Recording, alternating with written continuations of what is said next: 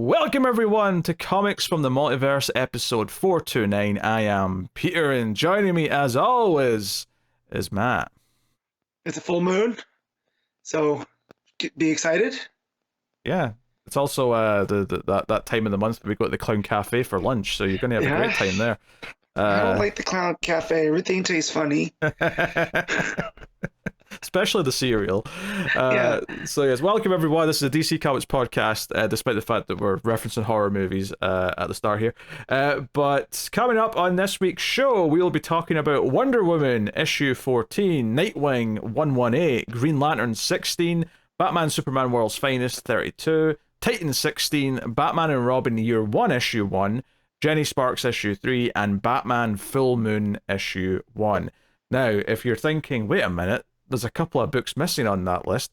Well, if you remember back to a month and a half ago, 2 months, whenever that last Penguin issue came out, for whatever reason, Action Comics and All Winter are not out digitally yet. If you go to the Kindle store right now, they are a pre-order for this coming Wednesday, which is weird because it means there'll be 2 issues of Action Comics in the same week. But I read all my books digitally. Matt reads a fair share of his digitally. So that means that we can't do them until next week now. So just is what it is. They'll be next week. Bear with us. I mean, it's still a pretty hefty week, admittedly, so I'm not that mad, but I'm not that mad, and we get to, something like All Winter, which we really enjoy. We don't have to rush through, right? Yeah. We can take more time. Oh, we actually have more books next week now than we do this week because of this. So I love it. DC, we keep being you. We have Solicits this week though, and not next week. So I mean, arguably it balances out a little bit. Yeah. So that's something. Plus, I mean, I did check to see if the next Action Comics was scheduled for this coming week digitally as well, and right now it is. But I have no idea if these other ones that have been delayed a week were showing the right date. Before that release date came, was this week's Action always showing next week, or did it only change at the last second kind of thing? I don't know. So yeah, that is kind of weird though, considering because I did get that physically Action Comics this week, so it does seem like if they can't make it line up, why? What happened?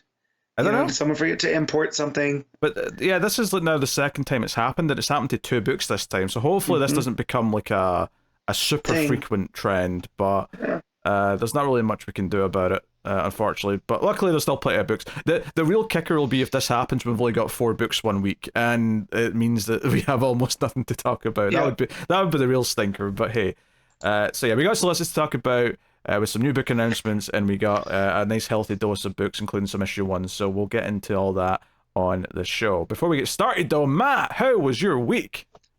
Oh, it was chaotic. Again, full moon. It just, all the energy has been off all week.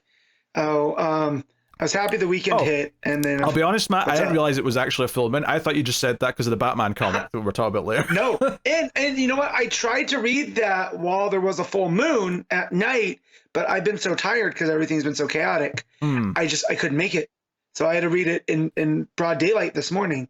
But I try to do things for my own, keep things interesting. Usually it doesn't work. So, but then we get a fun story about how I mess things up. Well, not me messing things up, but you know what I mean. It's a comedy of errors. Yeah. I mean, I guess busy week. It's October. I've been chock-a-block working on Screams After Midnight, the horror movie podcast that I do with Tim, for those of you who don't know. You can get that over in Mail Fuzz Movies on YouTube, or just the Screams After Midnight podcast feed. But we do a bunch of extra episodes for October, so I have been editing extra episodes. We've been recording a bunch this week, and then I've been trying to squeeze in some extra movies here or there as well, just for my own horror movie viewing. I'll mention 2 of them here, just briefly.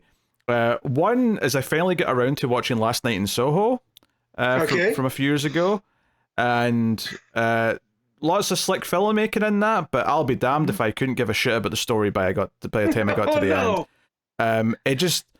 for half of it, I'm like, is this even a horror movie? And it kind of is. It does get there. But once it does, the horror stuff it does is so generic, and I'm just like, really? We're just doing all this ghost shit?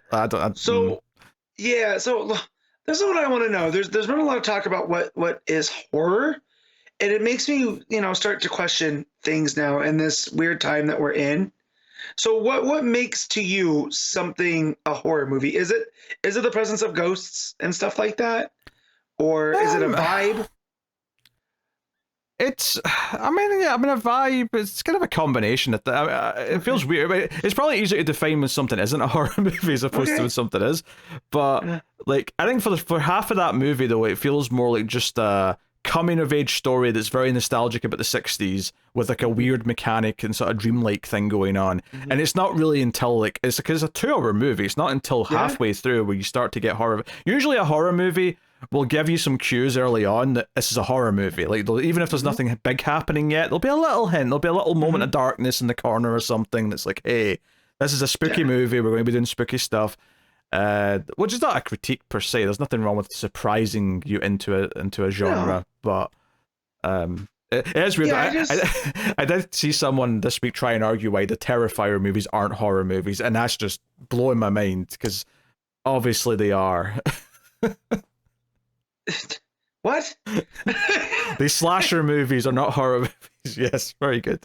Anyway, so yeah, I didn't really like it. I think it's maybe Edgar Wright's worst movie. I felt really weird about it. I didn't like it that much. Oh. And I know you're not big on Scott Pilgrim, so for you to say that, that's no, yeah, I would say I like it less than Scott Pilgrim and less than Baby Driver. And none of those come close to Hot Fuzz or Shaun of the Dead, which is sad because that's his first 2 movies, and I feel like he's not like hit that again since. So when I saw it last night, so I went to the theaters and saw it, and I thought it was okay. It's some good filmmaking, I feel. And I think I liked the story a bit more than you did. I liked it more the second time, knowing what to expect. Where it's like, oh, this isn't just a straight up ghost story, like kind of the trailers would have you believe. So, but I know you don't tend to watch things multiple times that often anymore. I mean, I do if I like them. Yeah. So, I rewatched Tenebrae this week because I wanted to watch an Argento movie, and that was a fun time. Yeah, I'm gonna have you give me some Giallo movies to watch just so I can get a vibe of them. But yes, that's a conversation for off. Yeah, you can start with Tenebrae though. That's a good one, is it? This is what I like. Well, that's on Shudder right now because I keep recommending it. So perfect. Yes. That was disappointing, and I think part of me knew I wasn't going to like it that much, which is why I kept putting it off. But finally watched it. Generic ass ghost shit, and honestly, I have no affinity for the '60s, so this whole like wanking over how great things looked in the '60s just did nothing for me. So there's that, and then the other thing I wanted to mention, just because it's relevant to you in a small way, is I watched a movie from 1972 called Something Evil. Oh. Are you familiar with this? I am not. Well, it's not very good, but it's relevant because it's a TV movie directed by Spielberg. This is something he did after Duel, but before he went on to do all of these big movies. It's not very good. It's honestly quite dull. There is a funny bit towards the end involving the ginger child that's in it, which did get a pop out of me, but I mean, that's just because I like making fun of Connor, and it made me think of him.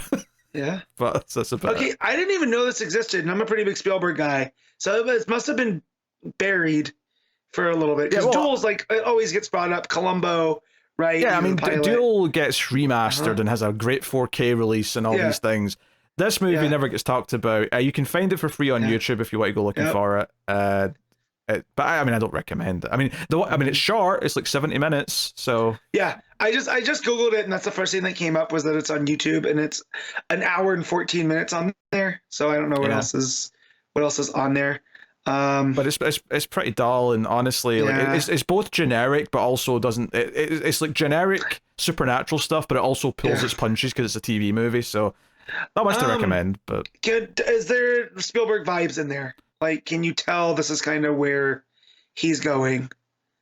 Or is it just like a what do you call that? Like a workman. He just took the job, shot a movie, you know? Like, I'm sure if I went through it with a fine-tooth comb, there's maybe a couple of things that I might say, I can see a bit of Spielberg's sentiments here. But honestly, nothing stuck out about it. It was pretty... Gotcha. Because it's very funny, like all those rumors about him directing Poltergeist because Tobe Hooper couldn't be wrangled and whatever. And then parts of E.T. There was a time where Spielberg wanted to scare people. you know, and I feel like there's parts of Jurassic Park that pop up and whatnot, but so you see something like this, and I was hoping you were going to say, yeah, there's certain things there that he pulled from later, but yeah, when you say that it's dull and it doesn't feel very Spielberg, it doesn't make me want to watch it. Yeah, I mean, honestly, what's going on is just kind of ill-defined. I feel like having watched a lot of supernatural movies, and it does the tropes where the wife is seeing stuff, but the husband doesn't believe her. You know, it plays the beats. So there's not really anything exciting about it, sadly. Gotcha. But I figured I mentioned that since you have an unhealthy enthusiasm for Spielberg. Just because all 5 of my top 5 movies have something to do with Spielberg doesn't mean it's unhealthy, Pete. You could do with more variety, that's all I'm saying. I'm just saying, yes, I could, but then we're gonna get Nolan in there, and like, I mean, we're gonna have the same, or Richard Donner. Like, I realize that I have 2 James Cameron movies probably in my top 10, but that's only 2 out of 10. You know, it's still a pretty varied top 10, all things considered. Spielberg only directed 3 of my top 5, okay? And produced the other 2. Produced the other 2. Yes, very good, very good. Yes. So yeah, there you go. That's the spooky watching for this week update.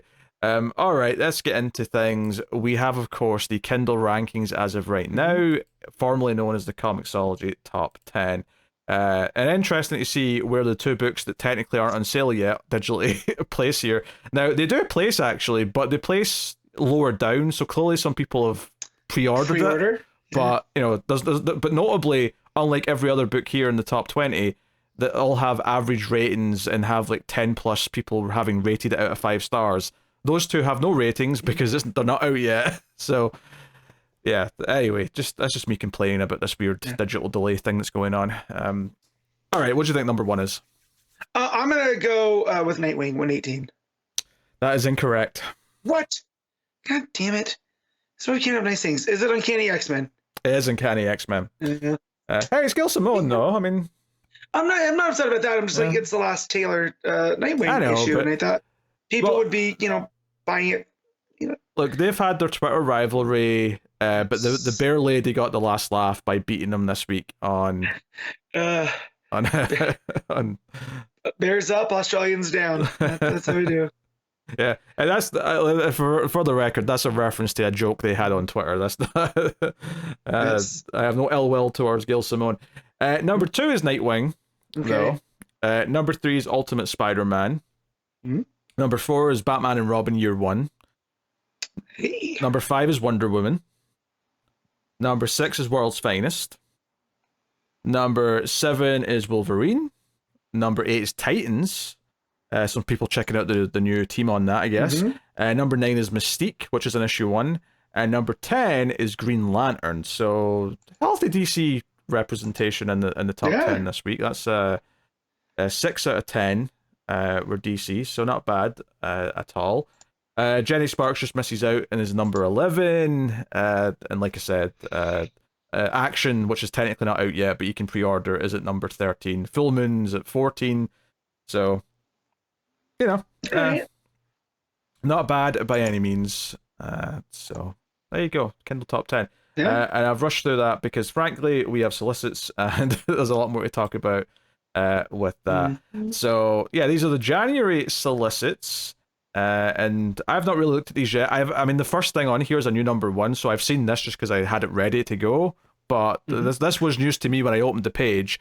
But first up for January Solicits, we have Aquaman issue 1, written by Jeremy Adams and art by John Tim. So Adams is getting another ongoing, and it's Aquaman finally getting a book again.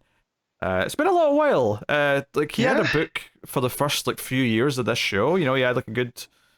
How many issues did that Rebirth book last? With like 50 issues, something like that, maybe a little bit less. Something like that. And then they tried to transition Aqualad into a main role. They brought in Andy, and they tried to do all that stuff. And and those that was the last time I remember anything was that. Yeah, those miniseries, which I don't think did very well. I don't think the ones I tried I wasn't particularly into, which was a shame. But it does mention here that because of absolute power, Aquaman's powers have evolved into powerful new heights. So he's going to be souped up. So we're getting an oversized first issue, $5.99, 48-page number. So I mean, Aquaman's one of those characters that, for variety's sake, I would like him to have an ongoing. You know, in the same way that I want a Green Lantern ongoing, a Green Arrow, a Flash, whatever. You know, it's one thing when obviously we love the Bat books, we love the Superman books, but if it's all Batman and Superman and a touch of Wonder Woman, you start to miss the other characters. So I appreciate this existing, and Adam's been doing such a good job on Green Lantern and then previously on Flash that I think it's a solid name to put on this. Hopefully it works out. And the cover's got Aquaman with a water sword riding a shark, so I'm not mad at that. What's not to love? Not mad at it at all. I do think it's funny that that Jeremy Adams is, I don't want to say copying, and again, utmost respect here, but he is following Johns' footsteps almost to a T here. He has from Flash to Green Lantern to Aquaman. True, but at least singular titles. Yeah, he did skip. He skipped over JSA and Titans though, so I mean, he hasn't done all the Johns beats, but some of them for sure. But no, Aquaman's one of my lower tier characters that I have an affinity for, and so seeing how he's been with the other two characters that I really like, Flash and Green Lantern, I'm more than happy to give this a go. So you just said lower tier there, which has reminded me last time I said we should do a tier list at some point. I've got a funny feeling the I don't have a Christmas special, but there's a special on the way at some point of us doing a tier list of all the characters. And when I say lower tier, I just don't mean he's not at my top, right? Like, I do like Aquaman. He's a bomb, yes. Yeah. There's a lot of jokes that can go. But yes. So, and again, Adams, John Tim's art. Tim's is the one that did a lot of the Super Sons, right? Sounds right, yeah. I believe so. So, those should be good. The news got broken to me on this one on Twitter this morning when Jeremy Adams said that his wife wondered if they get a pull put in, it can be written off as part of his job because he's doing research. So that's funny. Well, I think though, for that to count, you have to put at least a couple of fish in it. Yeah. All right. Well, let's do saltwater pool. I'm sure you can make it work. Anywho, so that's the first thing up here. We also have Superman Lex Luthor Special, Issue 1 by Joshua Williamson. So this effectively is just going to be a special that fits into the run. It's kind of, they do this every so often. In fact, we just had a Green Lantern special that did the same thing. Here's just an extra one shot that's part of the run. So yeah, it's Joshua Williamson with Eddie Barrows and Eber Ferrer on the art. So this is during the House of Brainiac, during the Battle of the House of Brainiac. Lex Luthor's memories were wiped, but then after the events of All In Special Issue 1, the world needs Lex to remember his past. So this special is going to be focused on Lex dealing with his memories, by the sounds of it. So that's cool. No. I like that cover. The cover that's on the main here, where it's got the silhouette of Lex, but other characters inside of it and the color grade. So yeah. Good. And then we have Green Lantern Fractured Spectrum Issue 1. Oh, Spectrum. I read a different word in my head there before I said Spectrum, and it sounded really bad. I read Fractured Rectum, and I thought, oh no. No, that's the This Ain't Green Lantern title. Fractured Rectum. Yeah. That doesn't even sound like a port. It sounds like you've got a serious medical problem. You have to go and get surgery. So this is a special. Was it a special? Is it a mini? Actually, I'm not sure. I mean, the fact that it says number 1, right? But to be fair, specials all say number 1 as well. Yeah, I'm trying to see. It doesn't say out of how many. So no, but I mean, they don't do that anymore for a lot of them, annoyingly. But it's the reason why I think it might be a mini is because it's regular size. Normally, this sort of thing, if it's a special, would be at least 40 pages. Yeah. Following the events of the Civil War, a new era of Green Lantern mythology begins. Once again, Oa has become the epicenter of the Green Lantern Corps, bringing justice to the blah blah blah blah. A new threat has emerged. Blah blah blah. I'm just, it's all generic stuff they always say in these things. So I'm just going. Dubbed the Fractal Lanterns is a new thing that's shown up. Hal's reformed the Green Lantern Corps to set off and police this new phenomena. Interesting. So more thoughts about this when we talk about Green Lantern this week. Yeah, I suppose so. But it's still Adams doing it, so it's still fitting into his run. So if this is a mini-series that's going alongside, fair enough. It basically means Green Lantern's double shipping for a few months. So not I wish they made it clear though if this was a one shot or a mini. My guess is mini because it's regular size, but I mean it is just a guess, everyone. So if that's wrong, you know, brace yourself for it. But cool. Oh, and we got a cover. The second cover there's got Jess and Joe and Kyle on it, meaning it's instantly better than the main cover. I mean, I could do with less Guy. Guy's big head in the backgrounds. I think he's right where he needs to be. I don't know about that. So cool. I love the commitment to this Green Lantern run and like all the extra little bits it's getting to like tie into it. Yeah, it's cool. So that's nice. Next up we got Justice League: The Atom Project issue 1. This is interesting. Written by John Ridley and Ryan Parrott. Art and cover by Mike Perkins. We're getting a Mike Perkins book. So this seemingly is a mini, again, regular size. In the wake of absolute power, the superpowers of planet Earth are in chaos, and it's up to the newly reformed Justice League to restore order to the chaos. Enter Ray Palmer and Ryan Choi, together as the heroes called the Atom. These brilliant minds get to work crafting the world's first superpower relocation and backup system, codenamed the Atom Project. Yeah, this is a mini that's tying into the fallout of the event that we've just had. Ridley's a solid writer, Mike Perkins a great artist, and it's given a character who's not had a lot to do for a while something to do. So and we know Perkins usually writes some pretty dark twinge stuff, so to put him into like sci-fi and whatnot, that should look pretty cool. You mean draws, I assume? Draws, yes, I'm sorry. yeah. I'm very confused if he's doing the right. Yes. I like this because it feels like a fun element to the overall DC world right now. This is kind of like a overall continuity tie-in book, kinda, that's just sorting things out, which I'm assuming you probably could skip it, but I like the team well enough. I like that it's using a character who's not got anywhere else to go right now, so I don't know, this is the sort of little like mini-series that I think fits in quite nice. If you're enjoying the overall like DC continuity at the moment. Well, it's up there with the Question being the sheriff of the Watchtower. Yeah, it's exactly the same kind of thing. I like how they're using Renee in the world in some way right now that fits into everything else. That's cool. DC Power, Rise of the Power Company, issue 1. What the hell is this? I don't know.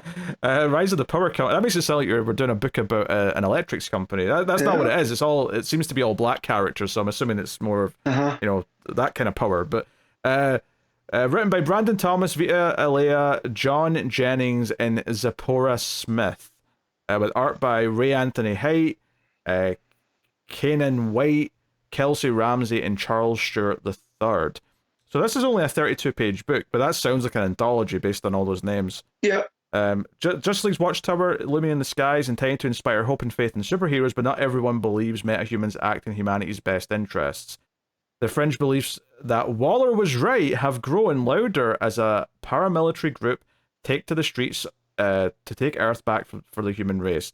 Enter Josiah Power, a meta-attorney who's seen enough of rising hate and set out to assemble a team not only to protect black and brown communities from these new threats, but also to rebuild human faith in heroes. That's an interesting premise, and it sounds like a... Yeah, so this is kind of like a follow-up to the previous DC Power books, but it sounds more focused, this one, I would say, right? Because this sounds like it's... It's definitely picking up the pieces from, but applying it to the power that they've done the last couple years. Yeah. Right? So it's giving it that framing. Yeah, did that also have like as many creators on it and like a regular sized issue? I think so. Okay. I think so. Because I think it's meant to almost be like a look in and almost like a pilot season kind of thing. Okay. Like if there's enough interest generated. But yeah, I remember hearing about Josiah Power. I feel like that was a character in the 90s with the Power Company and whatnot. So maybe this is taking off from that, using that character. But this seems a lot more interesting than some of the other specials like this. They just seem more like a grab bag, you know? Yeah, this feels like it has a purpose. Just from a plot perspective. I mean, I suspect this is a mini-series rather than a special now that I've read the description. Yeah. And again, it's just a regular-sized book, so that'd be my guess. Alright, so that's all the stuff to put at the top to sort of mark the issue ones. Now, sometimes they still sneak some new stuff in the main solicits, but they've highlighted all those at the top. So next we have Justice League Unlimited issue 3. with a very distressing cover that they're showing off here. I don't think it's the main cover. I don't like it.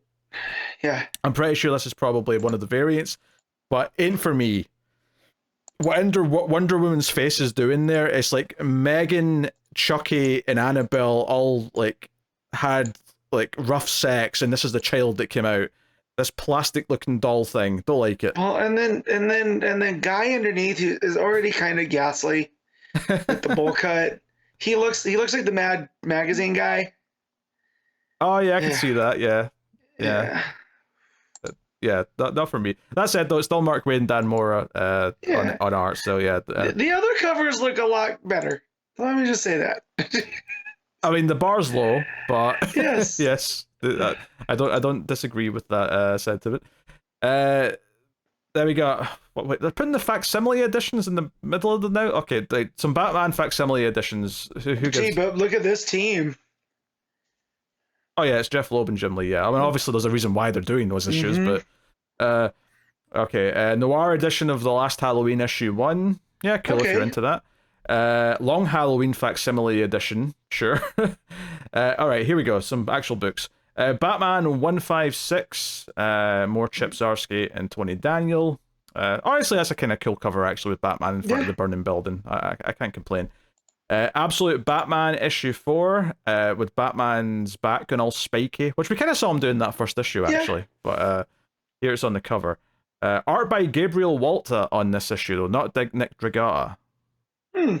So okay, whether that's a fill-in or they're swapping between like many arcs or whatever, I don't know. But cool. Although I am reading here as a Francavilla variant, so I'm just going to see what that looks like. Is that one? Doesn't look like Francavilla. Maybe the Francavilla one's not here yet.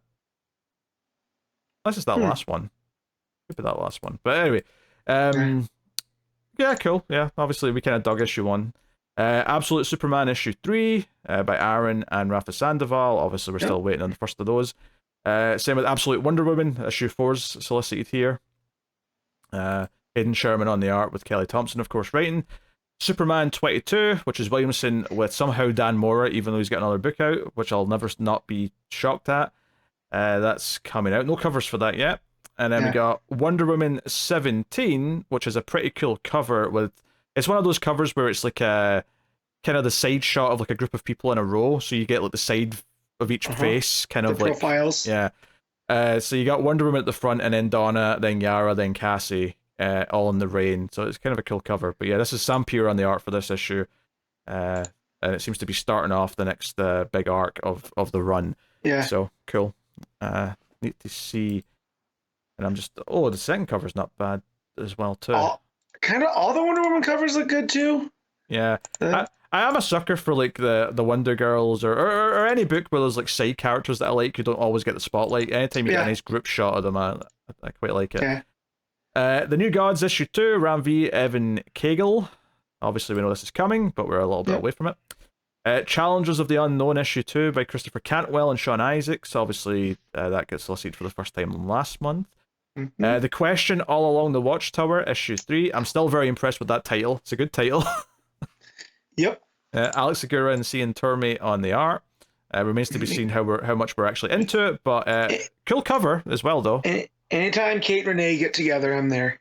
Yeah, that Fornes cover is pretty neat looking. Hell, even that was, I guess it's Lucio Parello. It's one of those sort of painted looking covers. Maybe a little bit in the digital like sort of fake side, but still pretty nice overall. We got Action Comics 1082 by John Ridley and Inaki Miranda on the art. So this is the first issue after Waid's 12-week run. Yeah. That's interesting. Although Waid's like, hey, I have a story for 3 months, but it's 12 parts, so I'm going to need it weekly. And they're like, all right, Mark Waid, whatever you want. Yeah. Well, I mean, it says in the solicit text here that Superman Superstars continues, so I guess we're still doing this rotating every 3 months, give or take. We'll have a new team swap in or out. So it effectively makes Action like a series of miniseries right now, as opposed to anything with a run, which is fine, but obviously it sucks when you like a team though, because it means they're not on it for that long. Yeah. But hey, that's interesting. What's the description of this one? continues an unforgettable tale about Superman's greatest gift to the world, hope. Major Disaster returns to Metropolis and his old ways, much to the dismay of the Man of Steel. And his alter ego Clark Kent discover the reason behind the villain's decline back into the world of crime. Okay, Major Disaster story. It's not a character I've thought about in ever. Yeah. Ever. Yeah. So I roll deep with characters, and Major Disaster, somebody I forgot about. Yeah. Detective Comics 1093. This is Taylor's run with Michaela Yannon on the art. Another fiery cover for this one, much like the Batman cover. That second cover though, with Batman in front of the moon, but with like a little bit of a glow of fire coming from like the arch underneath him. Very pretty. Very, very pretty. The bats surrounding him. I love a good shot of Batman surrounded by bats. Oh yeah. It adds to his mystique. Yeah. Can't get enough of it. Batgirl 3, this is the Cass Kane book that's coming, with Tate Bromble writing with Takeshi Miyazawa on the art. Oh, I think I nailed that last name actually there. You did? I even think about it. I just did it. It felt great. Well, that one helps because that one looks phonetic, you know? Sure. It's when you get caught up on the non-phonetic names, like Okada's first name, which I'm not going to embarrass myself saying it. Yeah. So the main cover for this I really like. It implies that it's going to be Cass on a train doing like John Wick stuff, which is cool. The second cover I don't like it as much, but I do like how shiny Takara draws the suit. Like she looks, I don't know, just the very shiny. The pose, the pose not too much, but the colors. Yeah, the pose is a bit in the sexy side, you know. Yeah, the overly sexy side for no reason. Yeah. The pose, but the colors and everything else, like that suit, you're right. It's very shiny. It's a Colossi. Yeah. The main cover though is really nice, and it's got more muted colors, but it's just a much more nicer overall piece of art, I would say. How do you feel about the big eyes on Cass? Because I like it. Yeah, I like the big eyes. I like the big eyes, but no pupils, right? So you're doing kind of like a more kid-like version of Batman's white eyes, but like bigger makes it feel a bit more like, oh no, she's more innocent in a way. Yeah. So, well, and for me, it makes her more expressive, right? Because she's a person that doesn't talk that much still. So it adds to her, and I feel like it makes her unique. I know she has the full cowl with the covered face and stuff. But yeah, the big eyes definitely make it like, that's Cass from Jump. Yeah, Catwoman 72 by Toron Grumbeck and Mariana Ignazi on the art. What is with this costume? It's a very old school looking costume. Yeah. I just like to say Grumbeck again. I always like saying Grumbeck. Yeah. Harley Quinn 47 by Elliot Callan and Mindy Lee. Not much to say. Poison Ivy 29 by Wilson and Takara. Yep, it's got the covers again. Matt, I'm sure, is going to be. Let's look. I don't know. Yeah, there. Oh, yeah, there's the version. Yeah, always. That's all it took. There's a Frisian Ivy cover. That's it. That's what we're going to do. That's all it took. Nightwing 122, Dan Waters and Dexter Soy. Obviously, we're about to just start this run next week. So, yeah, fun time seeing where this is going. But also got a train on the cover. This is the second Bat family member with a train on their cover this week. Very fun. Titans 19 by Layman, art by Serge Acuna on this one. So we'll see how that goes. Is that Killer Frost I'm seeing on the cover? Yeah, it's some ice villain. I was hoping it was Cold Snap. Nah, I think it's Cold Snap, unfortunately. No, that is Killer Frost. I'm looking closer. Nah, Cold Snap's kind of like when you get like a Friday the 13th on October, you only get one every 5 years or whatever it is, maybe even more than that. True. So yeah, can't have too much Cold Snap. Birds of Prey 17, Kelly Thompson with Sammy Basri on the art, I should say. So yeah, obviously loving the run. Not much to say really, unless you want to shout out any covers. Let's see. Oh, that third one's pretty okay. It's got Babs and Canary. Yeah, on there. Yeah, it's not bad. Yeah. We got Black Canary, Best of the Best, issue 3 by Tom King and Ryan Sook. I forgot that. This always happens when you get to the third issue in the Solicits, because it's been a few months since the first issue got announced, but we've not had issue 1 yet. That's always in that spot where I forget it exists until I see the Solicit again. But so that'll be starting soon. You got Black Lightning issue 3 by Brandon Thomas and Fico Ozio. We got JSA. This is the Jeff Lemire and Diego Olortige book. There you go. So looking forward to that. Yeah, we're getting a JSA book by Lemire. Like they've announced so much good shit recently. It's actually hard to keep track of it. Embarrassment of riches. Yeah. Green Lantern issue 19. Jeremy Adams still writing there with Redondo, Persarin, and Auclair Albert. That's a very cool cover, actually. I love that they're all a different shade of green too. Yeah, so for anyone who's not seen this, the cover for this is like the Green Lantern symbol's in the middle, and it's just a space background. But from each side, there's a different Green Lantern coming in with their fist in the middle, and they've all got like swirls of green next to them. But they're all slightly different shades of green. So you got Hal at the top, Jess, like, so going counterclockwise, you've got Hal at the top, Jess next on the side, John coming in from the bottom corner, then the corner opposite that you got Guy, and then coming in from the right you've got Joe. And it's weird to say this, but for some reason the color, the shade of green they've got for Joe feels like the one that like is the most established, because that was the shade of green she had for all of that Far Sector book. Is that that slightly more mint looking green. Yeah, to me it looks like Baja Blast green from Taco Bell. Sure. Whatever you comparison you want to go with. Yeah. And then Guy's is more, there's almost a yellowish twinge to it, right? John's is more of a lighter green. It's desaturated, whereas Jess is like it's almost like grass green, like a more natural. Yeah. I mean, Jesse's and Guy's are pretty similar actually if you compare them. But they are kind of closer. But yeah. And then Hal's is that emerald bright, like what you would associate with Green Lantern green. Yeah, that was a fantastic cover. Yeah, it's just a fun thing to give them all slightly different shades. Really cool. Then we got Green Arrow issue 20 by Chris Condon and Montos on the art. I mean, Montos' art's quite interesting, to be fair. Yeah. It's a Mike Diodato Jr. variant, which is not bad at all. No. We got The Flash issue 17 by Cy Spurrier and Vasco Georgiev. We got Two-Face issue 2 by Christian Ward and Fabio Veraz. Add that to the list of things I forgot was announced before. Yep. But yeah, sure. I'll read a Christian Ward Two-Face book.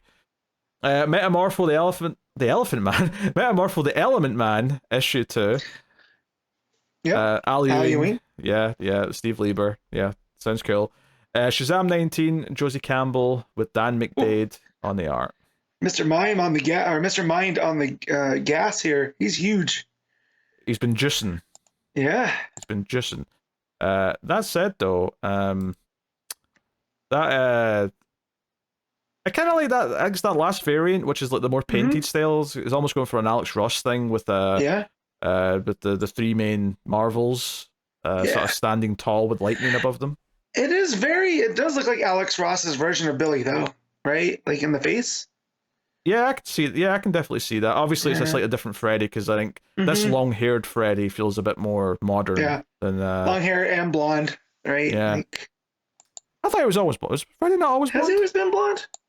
I don't know. Maybe I'm just imagining that. I remember back in the day, because he they did the whole Elvis thing where Elvis was a big fan of Captain Marvel. So in the comics they made Freddy a huge Elvis fan, and he had the dark hair and whatnot. So I don't know. Maybe post that era that I'm thinking of, he's been blonde. But I feel like ever since I've been reading comics, he's been blonde. But I wouldn't put money on it. Yeah. So that's cool. Power Girl issue 17, which I assume you're excited for. Yeah, I'm enjoying this book. Yeah. Jenny Sparks issue 6, which is the penultimate issue of the book. It's a 7-issue book. Was it always 7? I don't know if it was. So. Okay, I'll take it for it. Batman Full Moon 4, the final issue. So that answers that question. How many issues is Full Moon that started this week? 4 issues to be precise. DC versus Vampires World War V issue 6, which is 6 of 12. That's going a while. Jeez. I mean, obviously we just dropped this. We didn't care enough to. I mean, I don't even know if you tried the first issue. I did, but I was happy to leave it afterwards. Batman Superman World's Finest issue 35. This book's going a long time, actually, much longer than I'd thought. This is the Mark Waid vibes book. Hey, Mark, what do you feel like doing? Let's do an Atlantis story. All right, here it is. Yeah, that's pretty much what it is.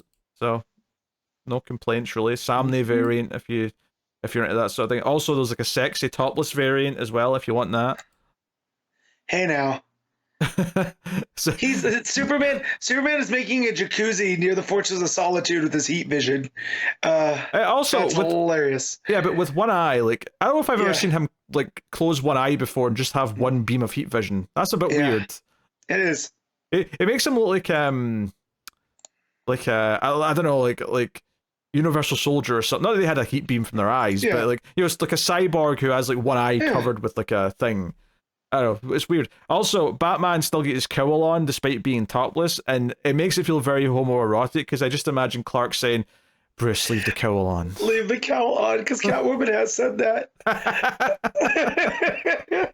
I'm like, all right, these two beefy men enjoying their hot tub time together in a secluded location. There's All right. that whole thing, like horror movies, but horror, and it'll be like a really graphic, violent scene, and it's horror movies where my parents walk in and it's all the sex stuff. This is like comic books when my parents walk in. yeah. Clark leaning over. Hey, Bruce, I hear you like dick.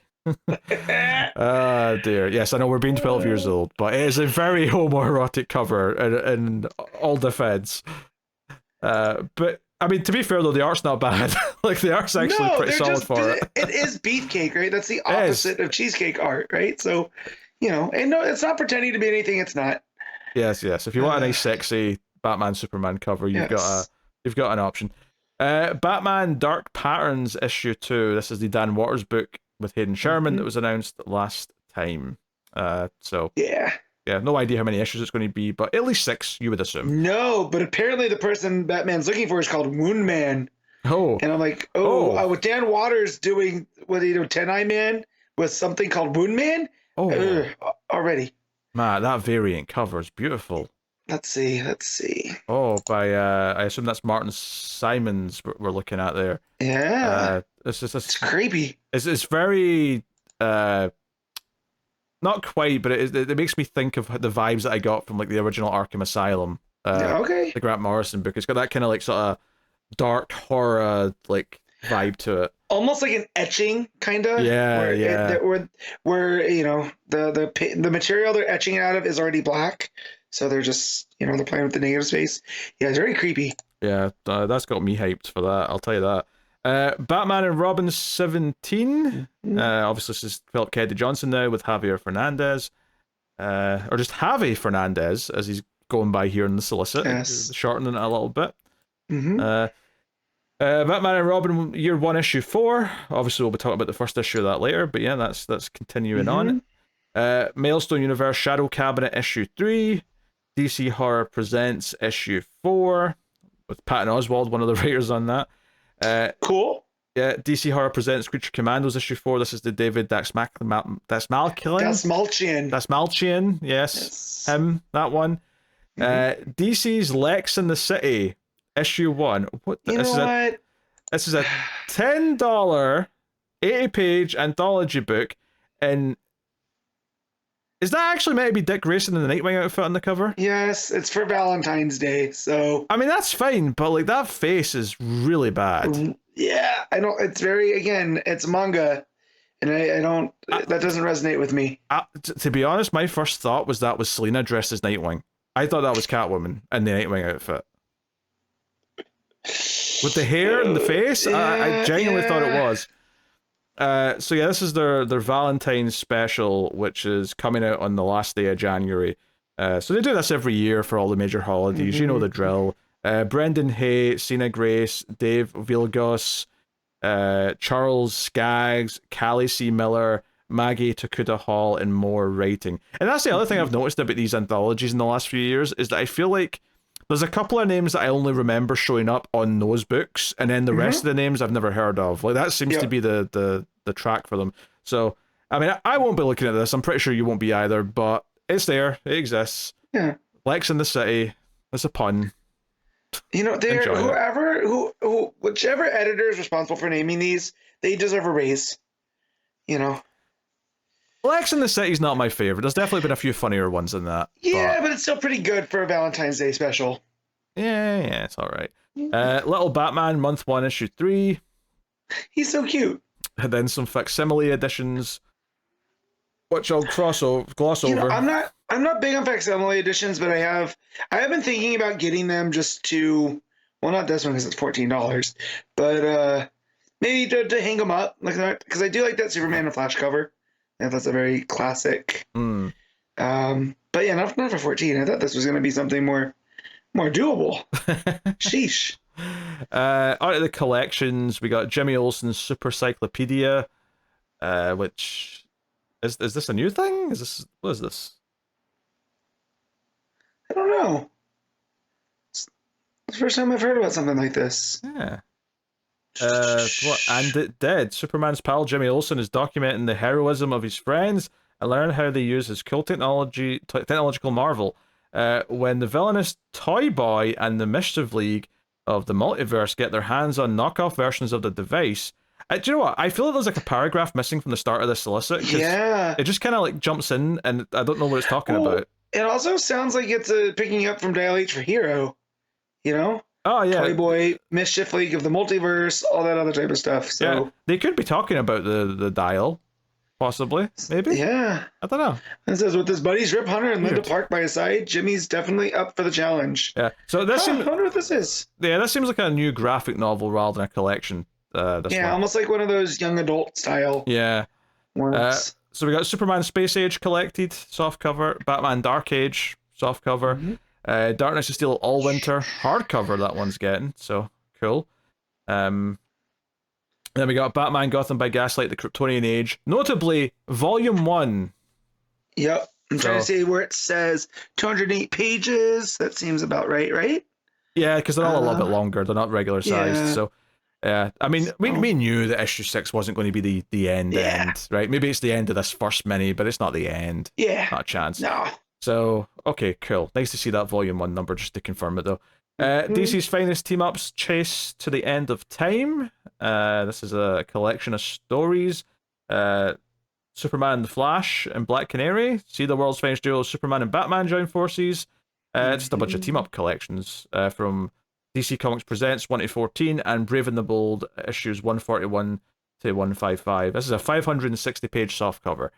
So, to me, that looks like it's filling in like a gap in terms of like two runs that have been collected, and there's this batch in the middle. So there's nothing neat to call it. It's just like, hey, here's a collection of things that fill in these two like blocks that are uncollected. That's what it looks like to me. DC's finest, Suicide Squad Trial by Fire. This is some Ostrander Suicide Squad. Yeah. Yeah, it's got Suicide Squad 1 to 10 plus a bunch of like other things that tied in, one shots, a couple of random issues of things.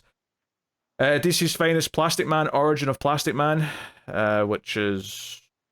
This is crazy. I didn't realize Plastic Man goes all the way back to 1941. Oh yeah, he's a Golden Age character, yeah. Yeah. So, yeah, Police Comics 1 to 36 and Plastic Man 1 to 2. So it's like one of those Golden Age collections where you get like, oh, here's the first Detective and Batman issues. It's kind of like that, but for Plastic Man, you get Police Comics, which if you'd asked me what book Plastic Man had, other than one that was called, because like Batman has Detective, Superman has Action. If you said Plastic Man had his equivalent of that in the 40s, what was it called? I could have never told you in a million years it was called Police Comics. No, me neither. So, wild. That's crazy. Wild. My Adventures with Superman, softcover, the Josie Campbell book that tied into the show. Gotham City Sirens, Trigger Happy. This is softcover and hardcover being solicited. This is the Leah Williams thing. That was this 1 month thing they did. Yeah, I need to go back and read that now that it's all done. Yeah, Multiverses Collision... Needs a strong word, but... Yeah, Multiverses Collision Detected. Zatanna, Bring Down the House hardcover, solicited. Nice House by the Sea, Volume 1, so the first half of that, issues 1 to 6, as expected. Batman Superman Book 1, DC Compact Comics Edition. This is the Jeff Loeb series from the 2000s being collected in this format. So that's cool. Authority Book 1, DC Compact Edition, Warren Ellis series, of course. Green Arrow Volume 3, Against the Wall. Softcover, is this the last Joshua Williamson trade? I believe so. Yeah. Green Lantern Volume 2. This is 7 to 12 of the current series, I guess. Although that cover, was that a recent cover, or is this an old cover they're repurposing for this? I think that was a recent cover. I remember seeing this cover. I remember seeing it, but was that recent? I mean, maybe it was. Yeah, maybe I'm just like, for some, it looks like a cover that I remember from like 10 years ago, as opposed to. No, but I think you mentioned on that it looks like something from, because I remember you mentioning the face recently. Yeah. So regardless, it's a cool cover. Don't get me wrong. There's no complaints. So yeah, it's called Road to War, which isn't saying the title, but it's on the cover of the image. So yeah. Absolute DC: The New Frontier reprinting coming out, so that'll be available again. Yep. Superman 78, soft cover. Batman Catwoman soft cover. That's a Tom King book, which feels like it was an eternity ago at this point. Because it was. Yeah.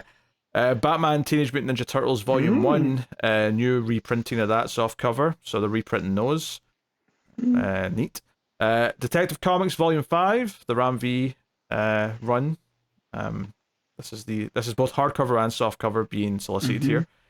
And then we got Batman The Golden Age Omnibus Volume 2 reprinting, so it's nice that they're keeping those in print by going back and redoing them. But yeah, that's Detective Comics 50, 70, 74, and Batman 8 to 15, and a couple of World's Finest issues as well.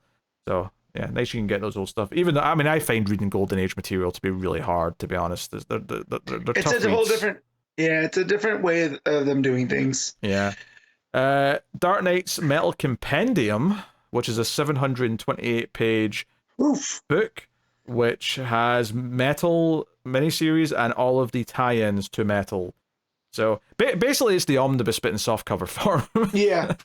That's basically what it is.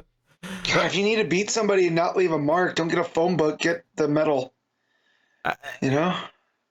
Well, I love how that sentence works if you're not talking about a book. Get Metal. Just get something that's made of metal and hit them.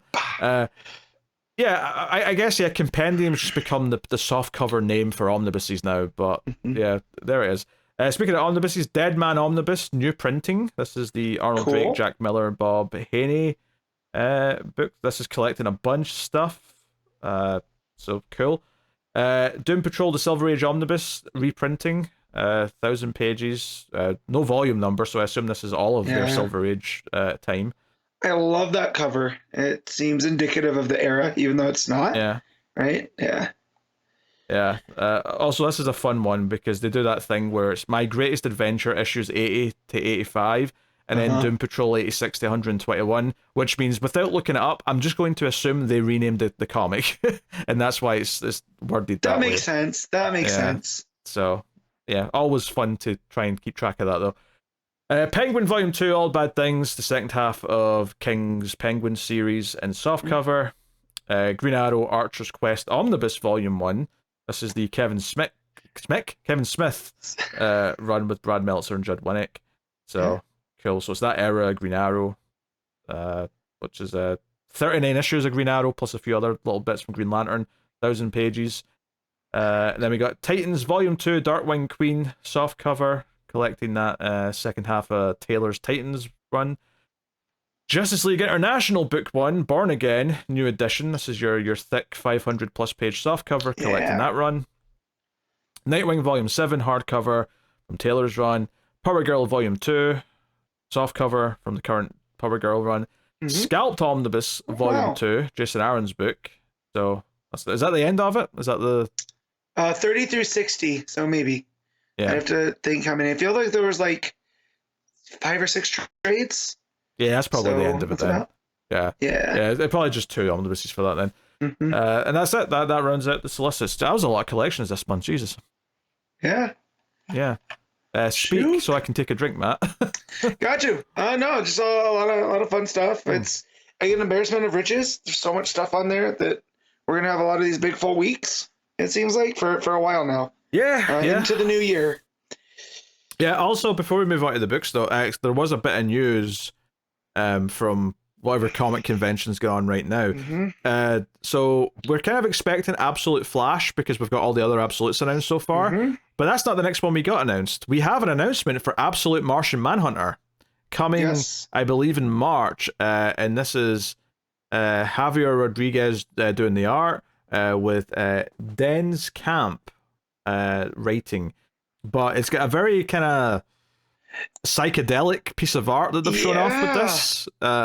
Kind of weird, very 50s pulpy, but like, or maybe 60s pulp because it's more psychedelic. But well, and the way that Manhunter looks, he's got a one big Cyclops eye, just very much out of proportion, very non-traditional Martian Manhunter, which I like because the Absolute Universe should feel unique. And it's only his head and part of his arm that's green. He's got a lot of different colors, kind of. Now, admittedly, he can probably change that because he's a shapeshifter. But if that's his base form, is that it's not just a straight green alien anymore. It's like a mix of different colors. Maybe they're playing something there. But yeah, worth mentioning. It may not be the next one that comes out because it might very well be the case where we get an announcement of another Absolute book for February before we even get to this one coming out. But we found out about this for probably just because both creators were at a panel or something and they were allowed to announce it, was my guess. So cool. I did see the artist that helped create the Manhunter design made it out of Play-Doh first. Oh, so really? That was pretty cool. So yeah, so there's like this little maquette that they brought and they kind of showed everybody, and there's pictures of it. So I thought, oh, that's pretty cool. Definitely, I'm not huge on Manhunter, but I do like seeing different versions, right? So this definitely has me more interested in what the Absolute one would be like. Nice. Yeah. All the other thing news-wise that I'm aware of is that Joker 2 can get effed because Terrifier 3 kicked the shit out of it last weekend at the box office. I just love how you display that as news. You can go get effed. It's great news. Yeah. Actually, there was some movie news, actually. There was a photo released of Crypto in the Superman movie. Yeah. That's the thing that's happening. And the story that definitely didn't make me well up it was that this version of Crypto for James Gunn's Superman is based off of his own problematic rescue dog. That I don't know if you remember that news, that the dog ate his laptop, right? I don't, go on. Yeah. So he was working on a draft of something. He's like, yep, that's going to be delayed now because my new dog ate my laptop. And everybody thought he was joking. Dog ate my homework stuff. And no. So him and his girlfriend, wife, I don't know if they're married, but they had adopted this dog, and it was a rough circumstance, right? So there's all these stories. And he worked that in to Crypto. So this version of Crypto kind of resembles a white version of his rescue dog, which kind of resembles one of my dogs that I have. He's a lot smaller, like just Shih Tzu mix. So just on a personal level, I saw this and it made my heart feel nice. Yeah, it's that image of Superman and Crypto on the moon looking at Earth. That's what they released this week. And Crypto has an ear up, right? So it's like he hears something even before Superman does. Yeah. Yeah, I will say this is not the type of dog I expect from Crypto, though. It's a different breed than what I'd be looing for. But hey, whatever. Which I do like, right? So I had a lab that looked, like the traditional version of Crypto. And the fact, let's not always forget too that Crypto is an alien dog, right? Just like Superman's an alien. So if we can make him look a little bit different, I'm okay with that. I'm not saying it looks different in an alien way. I say it just looks like a different breed. No, I know that, but I'm just saying. So because there's been a lot of backlash. Though it's not Crypto. Crypto doesn't look like that. Crypto looks like this. I'm like, man, as long as it's a dog with superpowers, I'm open to interpretation. That's just silly concept on its own. Oh, no, I'm just saying your alien excuse was nonsense. Yes. That's all I'm saying. Well, I'm just saying that he is a Kryptonian dog, right? Maybe we don't have breeds that look one for one on Krypton as they do here. I don't know. It doesn't matter. There's no reason for in-universe reasons for why he's the breed that he is. It's just that he's not the breed that he's typically drawn as. That's the extent of the commentary that I'm having here. And you're trying to justify it with like, oh, but Krypton might not have that breed. I don't care. It doesn't matter. Yeah. I'm just saying. Okay. All right. Yeah. So, yes. Joker 2, bombing. Everyone hates it. It's great. So I have not heard one positive, people that I know that have seen it. I don't know one person that is like, you know what? It did this really well. There's nothing. Yeah, all I know about it is that it is indeed a musical, but it's also a courtroom drama that is set entirely in a trial. And I'm like, what? Okay. Yeah. Yep. Fine. All right. And I take that back. One person I know, that's a guy at work, said that it was cool that they reference the events in Joker, but it's a TV movie, right? So as Joker's waiting on trial, they had made a TV movie about the Joker. So a lot of it references. So that's not a bad concept. I just don't want to see it in a Joker movie, like courtroom stuff about that. Because I always wonder, like when there's a famous court case going on and the person it's about gets the TV movie, like how do they feel about that? Like that's right for some storylines. I just don't care when it's Joaquin Phoenix's Joker. It just feels like a weird choice, Mm-hmm. all things considered. But regardless, we can get on to the books this week. So, Wonder Woman issue 14, legacy number 814, Tom King writing with Daniel Sempere on the art. So, we finally have the birth of Lizzie. And it's that thing where, like, I kind of knew that was coming. What I did not know was coming, though, was that page 1, or page 2 rather, is like, oh yeah, we killed Steve Trevor. Wait, what? What's that there? You prick. Gotta explain that?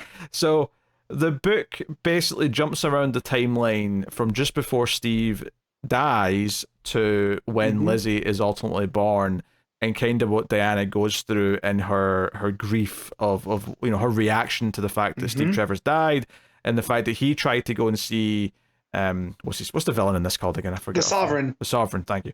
He goes to see the Sovereign, and the Sovereign, I actually really like the Sovereign's narration here, that he basically admits that, oh, I killed Steve Trevor out of anger because I felt hurt because Diana had humiliated us. She was beating us and everything we were throwing at her, and I was livid. So it wasn't the smartest thing to do. It wasn't like a choice made out of logic or planning, or it wasn't strategic. It was just rage, and I have regrets, but I had to just hurt her. I had to hurt her somehow, and this is how I could hurt her.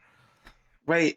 That part really got to me because I was like, oh man. So looking back at some of the issues before this, with how lovey-dovey Steve and Diana are, I go, oh, that's why Tom King was getting ready to take this away. Oh yeah. And then the way that he does it, where the Sovereign's just like, yeah, I didn't think that through. I just did it, and then I had to deal with the consequences. You never really get that from a villain. So very, very good. I did like the way that this jumped around though, and it still tells the story. You don't ever get, not that you would get lost, but you can still follow the story as it's being told, as it's jumping back and forth. So like after, so he kills Trevor on day 12 of all of this, and then it jumps to day 3 where he's talking with Dr. Psycho, right? And it sets all the stage for things that he, does later, and the way that it goes back and forth. So I thought that was pretty interesting to do. Yeah, it keeps coming back to day 50, which is Diana getting into the ocean without her equipment. And like, where is she going? And we don't know. We just see her swimming every so often. And it cuts to like day 19, which is Steve's funeral. And we get this little bit where, like, Steve didn't really have any immediate family, so he had some like distant cousin that he barely knew who was sent his like flag after his funeral and whatnot. And like, she wakes up one morning like a few days later, and it's been stolen with a letter saying sorry for your loss. And what I really liked about this bit is that it's like day 29, which is 2 days later. Like we see Diana like hugging this like flag, like Steve's flag from his funeral, and crying in a cave somewhere. And what I really liked about this is like the moment itself is touching enough, and like seeing Diana feel this like hurt and vulnerable makes the death feel affecting. But what I really liked about it though is that in the narration, because it's the Sovereign who's telling Lizzie this in the future, he just sort of says, oh, where she took that flag and what she did with it, I have no idea. But as we see what's happening, and I love the implication of that he can't even fathom that this was an emotional thing. Like, that she is just hurting and holding it because it's all she has of Steve's to try and cling to.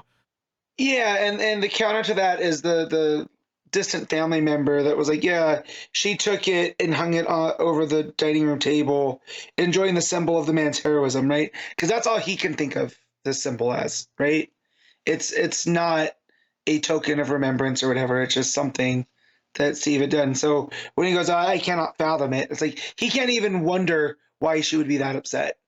Yeah, it really draws a line between like her actually feeling her emotions and caring about someone, and just how monstrous the Sovereign, or how uncaring he is. But yeah, like I love that Steve went to see him like, in a way to try and like get one up on him or figure something out or defy the, because he talks to Diana at one point in one of the flashbacks about how he'll try and use his lasso on me, I'll pretend it worked, but I'll fight it and I'll figure things out, I'll be on the inside, and none of it happens because as soon as Steve walks in, the Sovereign takes his like antique gun off the wall and just shoots him, and that's it. So it's a whole thing, and like they have Steve showing up in the what do you call this water in Washington? So yeah, it's like the reflecting pool. They say that they threw him in the Potomac, which is the river that goes through DC, and yeah, he gets found there, and very ceremonious, right? I know the Potomac River is in DC because in Die Hard 2, that's where Holly's plane might crash into if John McClane doesn't save the day. That's a weird bit of trivia I have just because. As someone not from this country, that's still impressive that you remember it's the Potomac. Well, do I know why I remember it? It's because there's a song about Die Hard that mentions it. What is the song about Die Hard? I need to hear it now. It's just called the Die Hard song, but it's like I can't do the whole thing, but it starts off. No, yeah. Remember when we first met John McClane? Argyle picked him up from the plane and took him to Nakatomi Plaza to meet with Holly. But something. Then it goes into the chorus. It's like the terrorists were overzealous, but it was sweet when they shot Ellis. And obviously, eventually, they start screaming "Yippee-ki-yay, mother effer!" For the big chorus bits. But so when I look up the Die Hard song, the first thing that comes up is a song by Kendrick called "Die Hard." No, Guy's Night is the name of the band. Guy's Night, okay. Right. And then Die Hard 2, no one dies harder than John McClane, even when his wife's stuck on a plane, about to crash into the Potomac River on the eve of Christmas. And that's why I remember where the Potomac River is. You know what, though? I'm going to listen to this after the show. I just found it. I have to know. As someone that made a special stop to see the real Nakatomi Plaza. Oh, sure. A week and a half ago, definitely need to hear this. Yeah, this was a song that was doing the rounds a lot when Die Hard 4 was coming out. So it's boy, I really go now. But yeah, it's all right. There you go. Anyways, so yeah, he's floating in the Potomac. He gets found, and yeah, it's just very unceremonious. Well, he's not right because he somehow made it. Like, because the Sovereign even says we have no idea how he made it to there. It shouldn't have been possible, but he did. For how symbolic it is, and you hear or you see Martian Manhunter kind of like pick up in the watchtower that this has happened. And there's like not a silent scene, but there's a scene where Clark and Bruce just come to sit with Diana in the park, and she's just kind of like distraught, and they don't say anything. Like, she talks, but they just sit there and try and console her. And just the way their postures are too, and this is props to the art, with the way that it splits Diana down the middle, right? Yeah. And just Clark's posture of kind of leaning into her, but Bruce staying more rigid. Right, that's visual storytelling to a T, you know. And then the way that Diana leans onto Clark and says, "And then we save them."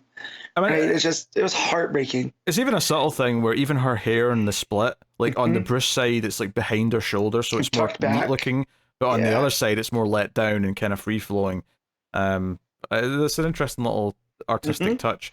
And that's the thing here that I realized is the Sovereign's like, oh, we were all expecting like, hell, fury, and fire coming from her because of what he did, but she never showed up. She never showed up for revenge like he expected. That's just what he expected from her. Batman and Superman don't even know where she is, and they go and speak to the Wonder Girls, and they're like, nope, she's private. Maybe Donna says talk to Cassie, maybe she knows. Cassie says talk to Yara, maybe she knows, and Yara's like, no, hey, can I beat you up, Batman? I would enjoy that.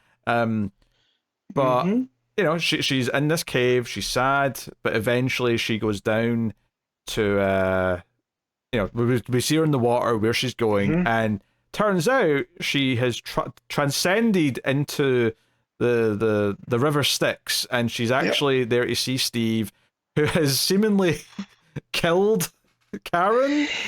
Yeah, so the boatsman that takes you across to the afterlife, Steve said, "Not today." Yeah, he's just a pile of bones in the little the little canoe. Is there, and he's just waiting for Diana to show up, which she does, and they have this kind of heart to heart. In an otherwise very somber, very emotional story, to have Steve there waiting for her with the helmsman, underplayed. It gave me a nice, good chuckle. Yeah, and there's this interlude as well where the gods or whoever these ladies are, and the thread. So these are the fates, right? So in Greek mythology, you have the three fates with your threads, and they're going all through and looking for the specific thread who we're assuming is Steve's, right? Because his ended and it's been cut because the Sovereign has killed him. So I do like that they make them all look like office ladies, right? Working in like a sewing, like what's that called? A textile. Because as I was reading this and I knew it was building up to revealing how Lizzie comes to be, I was kind of thinking, when it flashed back to like Diana and Steve flirting before his death, I thought, are they going to have sex that night? And this day number is going to be how many days pregnant she's been. Like day one's going to be like 1 day pregnant, and then 50 days pregnant, and so on. Obviously, that's not where it goes. But even when she meets him in the afterlife, or in the river to the afterlife, and they're sort of like hugging and stuff, and they're revealing how they feel about each other. And all the rest of it. Basically, I thought, are they going to like have sex here? And this is going to be how Lizzie's conceived, and she's kind of special because she's conceived by someone who's already dead, or something like that. That's not where it goes though. Although what did come up here is that Steve mentions his grandmother, who sort of helped raise him, was named Elizabeth, and I went, hold on a minute, hold on just a minute. That's tracking here. So I like how he says, so there's the Diana's hugging him from behind and he's looking off, right, into where he knows he has to go, and he's like, she was all right, tough, arrogant, really funny to the day she went. I've always wanted to talk with her again.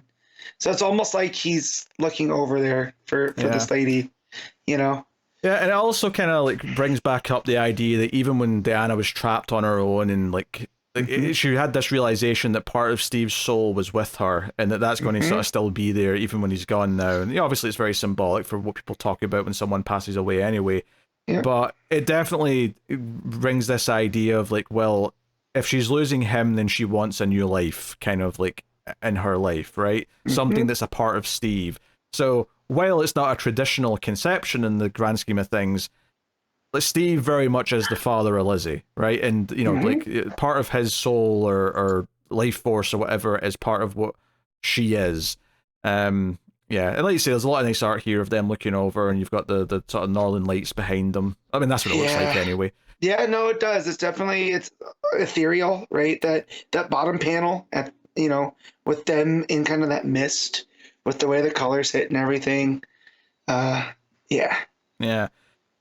So it's basically, this is a way for like Steve and Diana's life or love to continue on some way after. And the final pages is Diana on the beach. Well, actually, there's another scene going back to them talking back in day one, which also kind of sets up some of this. This is the scene actually where she talks about the soul. That wasn't the same scene as the boat. Forgive me. But Diana takes a lock of her hair, kind of like crushes it in her hand, and it becomes red and blue. And then forms into like a golden strand of hair, a golden thread, if you will. And the final page is her, the wet sand is like clay. She's formed a baby, and she's touching it with the little strand and praying to Hippolyta that, hey, much like once upon a time Aphrodite gave me life, grant this life, this clay life. Elizabeth Marston Prince being the name that she's naming it, based after Steve's grandmother. And obviously, the other name comes from the creator of Wonder Woman, William Moulton Marston. I appreciate as well that even though I was already thinking that Steve is spiritually the father of this child, that even the Sovereign says that. Even the Sovereign says, refers to Steve as your father in the narration here, which I thought was a nice touch. Yeah, he says, your mother placed a couple threads of soul upon the child, hers and your father's. And you're just like, oh, okay. Yeah. I mean, obviously, we expected at a certain point that Lizzie was going to be born this way. This was going to be just like Diana, born of clay. But I think the build-up to it and the fact that it's kind of like a way for Steve to live on in some way does work quite well. Like, I think his death had impact. Like, seeing her reaction to it had a lot of impact. And then this being her way of, like, okay, keeping that love alive in some way through a child. I don't know, like it all worked for me. I'm interested to see how this actually plays out now going forward. Now that the baby's going to exist in the story with Diana, right? Because obviously we've been having fun with all the backups and stuff, and obviously the Sovereign's telling the story to Lizzie in the future. But now that she's actually going to have a baby around, like, what are Batman and Superman's reactions going to be when she shows up with a kid? Where'd that come from? Yeah, like Clark's kind of like, you just don't end up with a baby. Like, tell that to your parents, bud. Yeah, I wonder. I can almost see a joke where the Wonder Girls sort of like, oh wait, this is the Wonder Girl by birth. This is our version of Damien. God damn it. Oh God, and that's where Cassie is like, not another one. Yeah, I just love if you transpose the Wonder Girls to the Robins, Donna's the Dick. Obviously, Cassie is the Jason, Tim. I guess. Well, no, because next is Jason, and then Yara would be Tim. No, I agree. Personality wise, I'd swap them around. Yes, but in terms of the order, that's the order. And then yes, the one that's actually the child of the character is the fourth one. So Damien equals Lizzie. Yeah, well, and you could do the same with the super family, right? You have Kara, you have Connor, and then the fourth one is John, right? And who's Lizzie close with? Yeah, it's Damien and John. Yeah, it depends how you're counting them, but yeah, if you count Kara as the first one, yeah, that works. Yeah, interesting. But I don't know, just fun to think about. Although it is part of why comics are so goddamn impenetrable, because there's so many goddamn characters now. But still, yeah, I mean, I love this issue. It was great to be back in this style of storytelling for this book, because obviously we had to take 3 months off to go do all the absolute power stuff, which was good from a sense that obviously it let Sempere get ahead and whatnot. But it felt really good to be back in this style of storytelling. It starts with a bang, with a gunshot, almost literally, and from there kept me on my toes. I love the emotional response to what happened. I think the way Diana reacts is so alien to the Sovereign. It just points out how human she is and how much she actually cares about people and how compassionate she is. And then the answer to his death is to sort of like find a way to continue that love and life in a new way through a child. Well, don't get me wrong, in the real world, I'm not saying someone should just have a baby to get over a death, because obviously in the real world that's weird and don't do that. It's unhealthy. Yeah, but also you don't have the lasso of truth in bulletproof bracelets and all that other stuff too in the real world. That's true, yes. It's a superhero, so it's an analogy or an allegory. Don't take it too literal. And it's weird because like, a couple weeks ago, I had seen this article about like what to do with Steve Trevor. So I wonder if almost someone had not insider information, but there's this article about in this day and age with what Wonder Woman represents, doesn't it seem like Steve Trevor's a little bit redundant? And then a couple weeks later, we have the issue where, her love of him is what gives birth to this daughter and this new character, and it was very, much more poetic here than in that article. But, it kind of was like Steve Trevor representing this old guard of Wonder Woman, what she used to represent versus now what she represents. And here Tom King's finding a way that it's both, right? As Lizzie represents where Wonder Woman has been and where she's going.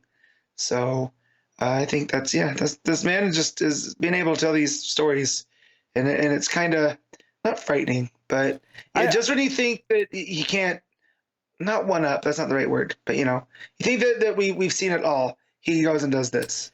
Yeah, I just hope he stays dead. And to be fair, they have kept Alfred dead much longer than I thought they were going to, so I hope this sticks for a long time to give this weight. Keep him away from Superman. I don't need Superman to have more dead characters. Right? Takes Alfred, takes Steve. I don't want to think about who he's taking. He's got his sights on over in Metropolis. To be fair, I think Steve's death is much better than Alfred's. I think Alfred's death's been used really well since he died by other writers. But Steve's death itself is actually quite good. Yeah, whereas here I fully believe that Steve's dead. When Alfred died, I thought there was going to be a gimmick to it, something at play. Here it landed a whole lot better. Yeah.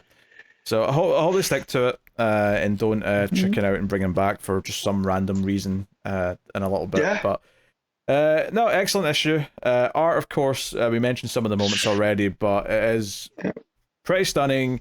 Again, as always with Sempere, the faces are very expressive and help tell the story. We talked about that page with Batman and Superman and how the subtleties really helped it. I really like just something simple as like the color palette and like the scenes where Wonder Woman's in the cave with the flag are a lot more, muted, with the exception of the lasso, which lights up because it's the lasso, but everything else is a lot more downbeat, intentionally so. So I just that kind of thing is really good. The Sovereign's still an evil looking prick with all those wrinkles. Like it's the perfect look for him. I have very little complaining to do on this one. Also, love the title, which is "What is the point of Steve Trevor?" That got a little chuckle out of me. And obviously, like it's a bit meta. It's a bit think about it. We're sort of talking about the importance of him here, but the title is kind of a funny way to phrase it. So yeah. Also, I think this is the first big look of the Sovereign that we get is when he shoots Steve. Everywhere else, he's kind of always in shadow or has a head tilted one way or the other, staying mysterious. But here, at the point of rage, right, he's fully clear in view. I thought that was an interesting take as well, because I'm going back and looking at any page with the Sovereign's face, and after that point, you never get a full look at him. It's either from behind, from the side, his eyes are in shadow. But yeah, just that one with the gunshot is the only one where we get a clear look at him. Yeah, good stuff. All right, Matt, what are you giving Wonder Woman? I'm giving this a 9.5. Oh, yeah, I mean, it's at least a 9. Emotionally affecting for sure. Yeah, I'll just go 9 out of 10. I'll keep my head a little out of the clouds, but it was excellent. So happy to have this main story back in the book. So cool. All right. Next up, Nightwing 118, Legacy number 305. This is Tom Taylor writing with Bruno Redondo on the art. And this, seemingly got delayed a little bit because it's like a week before the new run starts. But it's the final issue. It's a little bit oversized, not by a ton, but a few extra pages to give them the ending room they needed to finish telling their story. And it's pretty great. I think one of the things that stuck out to me is that, obviously it sets things up. It's doing stuff with Zuko. It's doing stuff with Heartless. And Dick's obviously going to have to try and sort of prove that he's innocent, and we get a big show of that. But I think what stuck out to me the most is that I think there's an argument that the first 2/3 of the book, I was like, this is very good and I'm really enjoying it. But I was thinking, it doesn't feel like it's it still feels very lighthearted. It feels like Dick's just winning. And then Haley gets shot, and you're like, oh no, there's the darkness, there's the risk and the stakes. Call me a bad comic reader. I had to know if the dog was going to be okay. Because if Tom Taylor takes the dog with him, I was going to be very upset. So I peeked forward to the end, and I saw her there. Matt, I couldn't. Other characters, like again, Steve Trevor and Wonder Woman in the last book, cool, whatever, story. Dogs? Nah. Have to make sure. Nah. See, that last page to me is symbolic rather than literal. I think the dog's dead. No, I don't think so. The dog's dead. I'm only kidding to wind up Matt, but still, it's funny. I think it's okay. There was that extra little bit of menace that I think it needed there just at the end, and it got it. So happy with that. But yeah, Dick's whole plan here, he's got the Bat family all sort of try to find all the kids that have been kidnapped, that which is forcing all the people to work for Heartless that he's got working for him. And Dick just walks out and meets them in front of the public. Not in outfit, not in costume. He's Dick Grayson here. Which is great because Heartless is claiming to be Dick Grayson. Yes. Right? So it's proving to everyone, hey, it's not me. This is Heartless is someone else. And it's like, hey, the Bat family's found all the kids. They are safe. And immediately all of Heartless's henchmen just like throw down their weapons and start trying to beat him up, which is very satisfying, of course. So that's good. I love that line, the quip Dick has. He goes, you know the difference between your people and mine? My people actually like me, and it's just the people ganging up on Heartless. Yeah. His forces. So he goes on the run. Meanwhile, we got a tease of this earlier, but Zuko was getting freed from custody with the butler character, Heartless's butler, who's the ex serial killer. Well, I guess you're never an ex serial killer, but you know what I mean. Yeah, Gerald. Yeah. So yeah, Dick sort of changes out of his civvies into his Nightwing outfit. It's a fun couple of panels where he sort of runs behind a truck and comes out on the other end as Nightwing. Yeah. But there's a whole moment here where Heartless thinks, oh, he's got him pegged because Dick's still scared to jump off tall things. But Dick surprises him. We get a nice big full page spread almost of him coming down towards him and Heartless being in shock. Great speed lines and stuff when Dick connects with a big kick to the face. Yeah. So super entertaining. Good time. But Haley, the dog, comes running in to protect Dick when the butler tries to shoot him with a gun. And this is where he gets a shot off at the dog as he falls into the water. So yeah, this is where it really turns like, oh no. So a couple of big things happen here is that Zuko is dead. Heartless kills Zuko with his heart extractor gun. Although he doesn't take his heart, he actually hits him in the face with it, which is really violent. And the way that it happens in the shadow is almost worse than seeing it in person. You know. Yeah, not in person, but in full color. Yeah. Well, Heartless thinks he's doing something else to upset Dick because he's like, oh, I'm going to take your vengeance from you. You can't do this now. Now Dick's actually disappointed because he wants Zuko to stand trial and face his crimes, but instead Heartless has just killed him in cold blood. But Heartless's heart starts to malfunction, so he's still got Blockbuster's heart, and when Dick finds this out, he's like, hey, he took that from Gorilla City. You've got an ape's heart in you. Maybe you should have researched that first, kind of thing.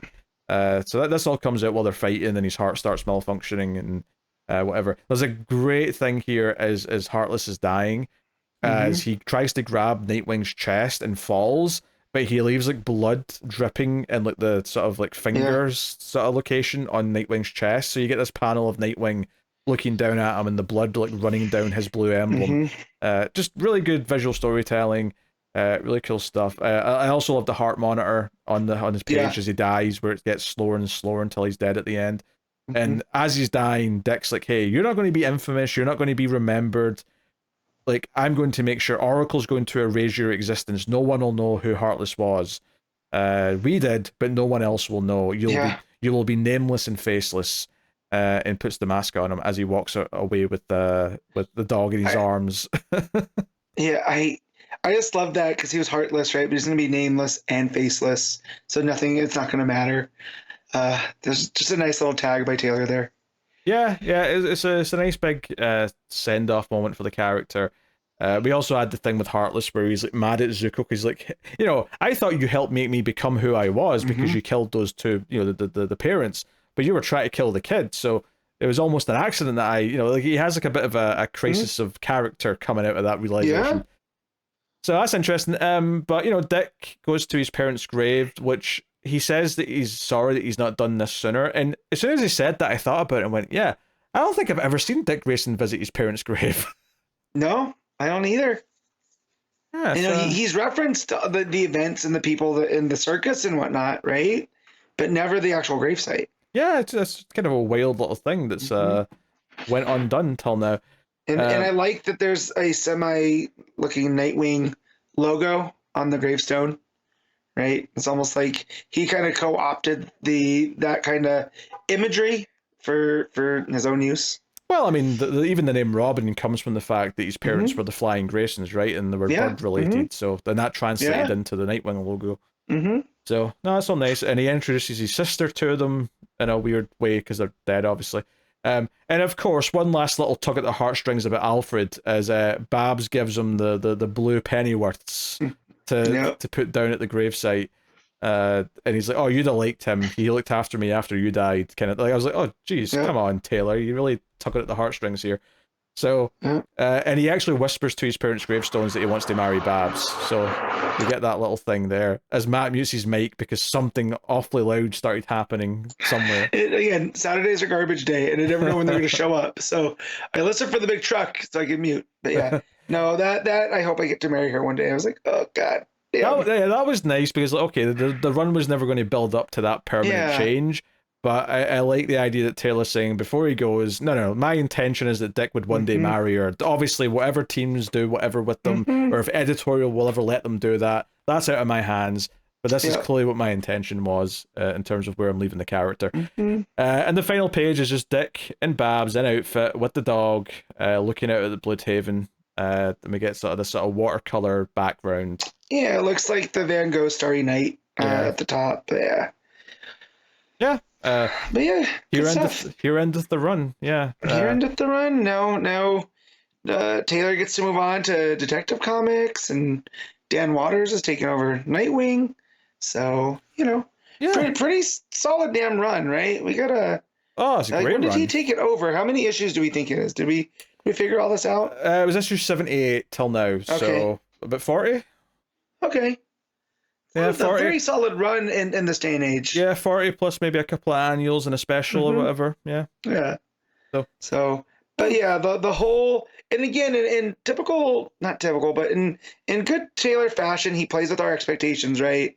With the whole thing with Heartless and his, he thinks he's all powerful because of he took Blockbuster's heart and he's supercharged, and Dick just going, that was a gorilla heart. That gave Blockbuster trouble too. You would have known that if you were fully researching, and I just like that too, that it's Heartless's own, lack of care that's ultimately his undoing.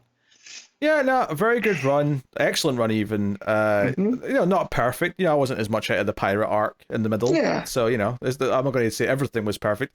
I will say this was a solid final issue. It had the emotional beats. It had a nice payoff moment. It had a good Dick Babs moment at the end. Had a lot of things I want from it. I will say I don't think this final issue reaches the same heights as some of the best issues of the run. I think when you go into a final issue of a run, you kind of hope it's the best one because that's the most satisfying. Yeah. I think this is a really good issue in the run, but it's not as good as maybe the top 3 or 4 issues of the run have been. And that's okay. That's not that bad or anything. But it isn't up there with the best of them. Take that as you will, but it looks gorgeous. It pays off all the things it needs to pay off. Maybe it doesn't do. Maybe what it's missing is just something that's a bit more surprising in the ending. It kind of plays out and does the things you expect. I guess Haley getting shot was the surprise, but it doesn't necessarily have the ramifications perhaps that another bigger surprise might have had. But I don't make it sound negative though, because it is a phenomenal final issue that pays off everything it needs to. It didn't really feel like a goodbye to the character. It felt more like a see you later, right?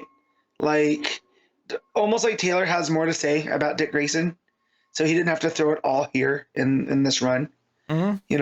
So which I appreciate. But yeah, you're right. It kind of, not that it was, because it wasn't anticlimactic, but you expect a much stronger type of an ending for such a good run. But no, yeah, again, pretty happy with it. Yeah, I mean, I even think the way you phrased that there was a little bit too negative. I think it's a strong ending. It just isn't up there with the best issues of the run. That's all I'm saying. The emotional high points are the more oh, I can't believe they're doing this with the book. That all came earlier, and I guess it's harder to pull that off with your last issue because you've set everything up and you have to pay it off. Even Ramvi's detective kind of suffered from that a little bit, where a lot of the fun of it and the excitement of it was realizing what they were doing with it, and by the time you get to the last issue, you've kind of figured it all out, and you're just sort of seeing the last pieces fall into place. So but no, very good, great end to a phenomenal run that I think probably does go down as, I think the only run that may rival this would be the original Dixon run on Nightwing, because I don't think there is any other big runs that are notable enough to be oh, that's special. I know we like Tim Seeley's run at the start and Rebirth, but I don't think it was anywhere near as good as this. No, I'm trying to think. I'm drawing a blank on him. And the New 52 one's not very good, I'll just say it. Yeah, well, there are parts of it that I feel are really pretty solid, that I do like, but I can't even remember. I'm drawing a blank on the creative's name, and I like that writer. He hasn't done stuff for DC in a while, but yeah. But if I can't even remember the name, then I can't really make a good defense for it. So yeah. Yeah. So there we are. What are you giving Taylor's final issue of Nightwing? I'm gonna give this a solid 8. Yeah, I'll go 8.5. I mean, I do think it's a great issue. It's just that there's been so many highs throughout the run that it's almost like a hell of a challenge at trying to live up to all of those issues. It's things like the issue where it's all one big panel continuously, or just some of the more emotional issues where like they really kind of tugged on the heartstrings or whatever. But no, great stuff. So that is Nightwing, which will take us on to Green Lantern 16, legacy number 552. This is Jeremy Adams writing with Xermanico on the art. So obviously this falls on right up from the special from last week. So if you didn't read that, you would be a little bit lost with this. Yeah. But yeah, Mogo has just completely annihilated Thanagar. So Thanagar is Thanagar just destroyed? Is that just gone? Bells for ringing the bell, 10 bell salute for Thanagar. Yeah. One of the main DC planets now taken out by a rogue Green Lantern planet. Yeah. Well, Red Lantern planet right now, technically. Yeah, but Mogo was once the home of the Green Lantern Corps. So shocking. And does this also mean that Mogo's out too? Is that a suicide run? No, I don't think so. I think Mogo's still there. I think Mogo's still kicking. But yeah, the big bombastic start. It did feel quite big and epic as they're like fleeing the the destruction, and it sounds like they were able to evacuate maybe 1,000 or two Thanagarians. Yeah, but that's it, and it's actually a Ran ship that's helping them get away. Hawkwoman is going to be pissed. Yeah. Carol stays with the ship to try and help them fly, even though, as she points out, she knows nothing about spaceships. And Hal's like, no, but like, you build aircrafts, like it's not that different. On you go. No. So that's that. What's interesting though is we kind of like, Tharis died kind of, although he wasn't really dead. And by the end of this issue, he's definitely not staying dead. But you've got the rest of the Durlans basically being like, okay, we do want to control everything. And that's what the plan was before Tharis went like power mad and wanted to go supernova with it. But we find out that the way that he was controlling the spectrum was actually through Kelly. So Kelly, Teen Lantern, is hooked up to a bunch of stuff. She's like asleep. And like they're trying to figure out, because she was able to manipulate the Green Lantern energy without it being given to her by a ring or by the Guardians, like she's the key to understanding all this. So I love that she's actually kind of important in this story and that all the Lanterns are getting involved. And especially that, like, inside her head, it's actually John's, like, construct sister, Ellie, that shows up and says, hey, are you okay? Are you scared? I'm here to help. I could feel your, turmoil, like, from light years away. I'm like, oh, this is super interesting. This is a really interesting way to, like, bring that sister stuff into the main book here. Yeah. For sure. And just the whole thing we know that Ellie's this construct also that should not exist, right? Yeah. Through John. So, her showing up to Teen Lantern, who's figured a way to tap into that spectrum as well, it makes this feel like a very momentous occasion. Yeah. Plus the idea just that, Ellie being just maybe a little bit older than Kelly is, and like being... If someone that's more relatable to her showing up, another young black girl showing up and being there to like give her some comfort. Like there's actually something kind of touching about like John's sister, whether or not you can debate how much of the real sister she is. Like showing up to help like this is actually kind of sweet in a lot of ways. Yeah, and for sure. I was into it. So it's only one page, but I'm curious as hell to see where that goes. I was shocked when they brought. I kind of forgot about Teen Lantern, right? Like, that had happened so long ago. Well, I remembered them having her strapped to this table. That was in, like, one of the early parts of this run. Yeah. But, yeah, I totally spaced off from that, So to see this come back around, too, and what that means for the spectrum, and that's how Theros was able to do what he was doing, It also makes Teen Lantern seem that much more, like, this is the most, I don't say important, but the biggest she's felt since her introduction by Bendis. Yeah. For sure. And she doesn't feel like a cog in the machine. She feels like, this is something that's going to be important for later, thematically, emotionally, and everything going forward. Yeah. So, yeah. I always liked the idea of Teen Lanterns conceptually. It's just that, the book she was in wasn't, killing it. I feel like she never got a chance to really, why should we care about her besides that she's this, she had tapped into things, right? She's a character prime for it all, and I just feel like Bendis never had time because he was spinning all the other plates. I'm always maybe it's just like a soft spot I have, but I'm always a sucker for a good spunky young character who is like makeshifted their way into something they're not supposed to have access to. Yeah. Maybe it's growing up watching Explorers where a bunch of teenagers build a spaceship. But I was gonna say it's the Explorers in you. Yes, but it's always like I like not a great movie by any means, but I kind of love the teenage character in the second Pacific Rim who built her own little Jaeger. Like I love that shit. So yeah, well, it's also kind of Power Rangers in that too, right? Oh yeah, a little bit of Power Rangers. Yeah, I grew up with that, so it's playing to some of my sensibilities. Yeah. So I like that they're developing it and doing something bigger with it here, which is cool. So they're like, apparently they've got control of the Star Shroud, right? And that's the thing that's happening right now. Although as soon as they mentioned that they actually, because obviously the Star Shroud showed up in the special, I didn't consider that it was working directly for the Durlans. Yeah. However, as soon as they mentioned this, and I went, I don't know if I like that because it feels like it'd be too powerful to do that. Later on in this very issue, it turns around and like kills one of them and says, "Oh no, like we're doing what I want." So I'm like, okay, clearly they're not making a mistake. They know what they're doing.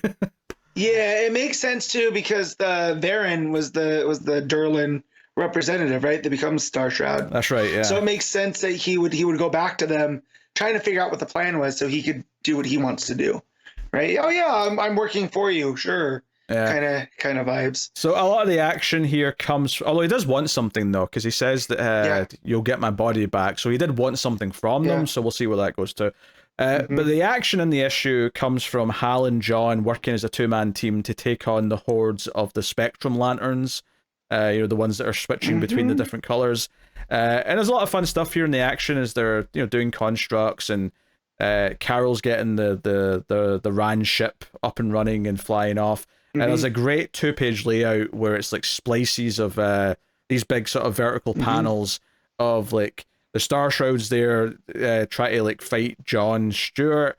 Hal's trying to help him. John uses a boxing glove, which Hal points out, hey, you used the boxing glove construct. That's usually one of mine. But I thought this felt quite epic though, because it basically, when he punches the Star Shroud, Varen, who's the same thing, just in case anyone's not following this conversation, Varen is the Star Shroud. He basically lands right in front of the thrusters of the Ran ship. So when Carol turns it on and we get this big bright light coming from it, he gets incinerated. It doesn't kill him, obviously, he's too powerful for that. But I'm sure it hurt. I'm sure it felt like a big epic like punch to the gut. I like that. So felt cool. So so Hal and John make some Mad Max constructs or vehicles to drive through the lanterns. They're on their way to Iowa. That's where they're going. Yeah, and they both make sense that of course Hal would be in this big muscle car, right? Kind of like Mad Max is. What's that called? Was it the Interceptor? Oh, I don't remember. Yeah, but John's more in like a military kind of big off-road truck, with all the stuff off of them. So I love that page, and it's chaos in a way that I feel like only Xermanico can do, because there's so many layers on here of the different lanterns they're going through, and the green and the yellow, and so the colorist and the artist here are working very well. It's a real fun page. Yeah. And then the Star Shroud goes to the Durlans and says, hey, I want revenge. They're going to Iowa. I want to kill that John Stewart and everything he cares about, damn it. And they're like, you don't give the orders. And then he just immediately punches his hand through this Durlan and is like, no, we do what I want. Yeah. Pretty cool. I like the art here. It also looks like it's the Dark Star energy or something that's bringing Tharis back to life, because you see him floating in space here, and it's that purple light. Now, maybe it's a misdirect, but it seems like that's what's bringing him back. Maybe it's even the Dark Shroud is intentionally bringing Tharis back as a henchman or something. Remember, he was wearing that ring. That's true. Right? That's true. That he's not supposed to. The reason he has it is because John didn't want to let it out of his sight. And of course, John loses it now. And that was kind of how the Radiant Dad was working through. So I'm wondering if this is, a return of the Revenant Queen, type deal, but now it's But Theros. it's Theros that's the Yeah. maybe they're doing something with that. Mhm. We got Iowa. Remember last issue, we had Larfleeze going nuts because he wanted his lantern, which was a distraction for Guy and Shepard to get some of the other lanterns out of the cells. So you see Joe here, who sees Guy and says, "I'm in hell then, am I?" Like, yeah, so jokes at Guy Gardner's expense will always tickle me. You know it to be true. Yeah.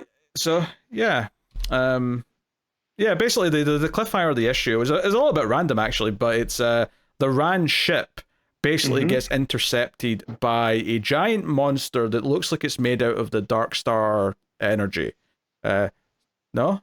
No. Oh, let me guess. I actually think I've got it. Is this the entity from inside the I assume I assume it's the Violet Lantern. Yep, it is. This is what was known as the Predator.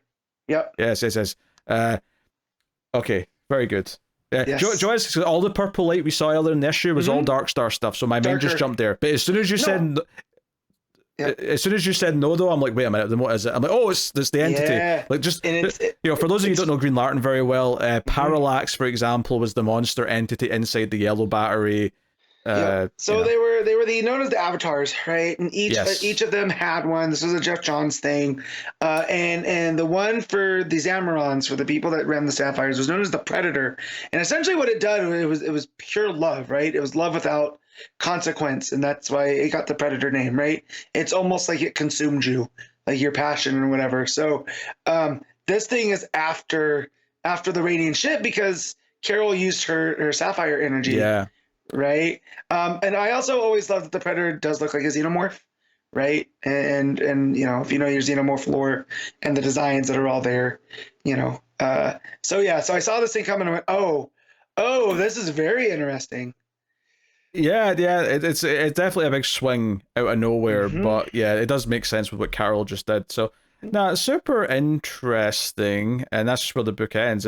Like, if there's any complaints to be made that there's so many threads that we're following that it's maybe hard to construct a book that has a definitive ramp up to an ending, but all of the threads are so entertaining right now. I'm interested in the lanterns being rescued on Oa.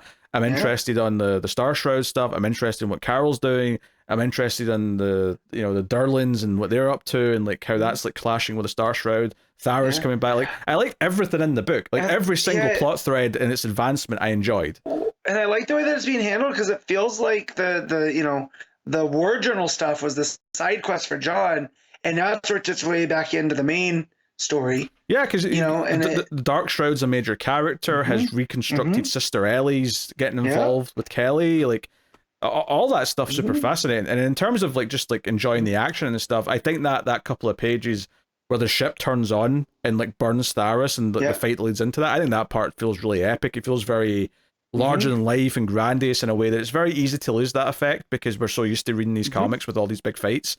But that felt big. The art made the scale of that feel huge because he was so small in this big bright flash of light coming from the ignition. So very good. Been enjoying the run. The only real critique I could have is because it's got so many threads and characters jumbling around, it doesn't feel as neatly constructed to build up to an ending. Yeah. So I think that will bring my rating down slightly, but not a great deal. Yeah. All right, what are you rating Green Lantern, Matt? I'm gonna give this a solid 8. Yeah, I think it would be higher if it just had a better pacing to it. But I like everything in it so much, so yeah, easy 8 out of 10 for me as well. So cool. Batman Superman World's Finest 32. Mark Waid writing with Adrián Gutiérrez on the art. All right, so we had our story last time where it was Eclipso based, and we had Bruce Gordon fire a giant laser cannon at the Watchtower. Yep. Yeah, that was. It's always funny is that I started this book and I didn't remember what the last issue was, and which is fine. That happens a lot. I just it takes me a page and I'm like, but it took me a second where I'm like, wait, what happened last? Eclipse was involved. What's going on? And it wasn't until it got to Bruce Gordon where it all clicked and I went, yes. I remember all this now. So yeah, Superman and Batman have been taken over by Eclipso, and the story of this issue largely is Robin becoming aware of this, goes to seek help from the JSA. And various members of the JSA take on Batman and Superman separately, and find different ways to break them out of the Eclipso control. And that's pretty much the whole issue, really, that's summed up. But obviously those fights and how they do it and what characters interact with what either Batman or Superman is part of the fun. But here's a question for you, Matt. Yes. So Robin, when he goes out of the Batcave and he finds Batman and Superman taking over by the Eclipso, and he sort of puts on these goggles to sort of see what they're doing with the computer. Is it just me, or did that really make you think of the goggles from Jurassic Park? 100%. Put those down. They're are they heavy? That means they're expensive, right?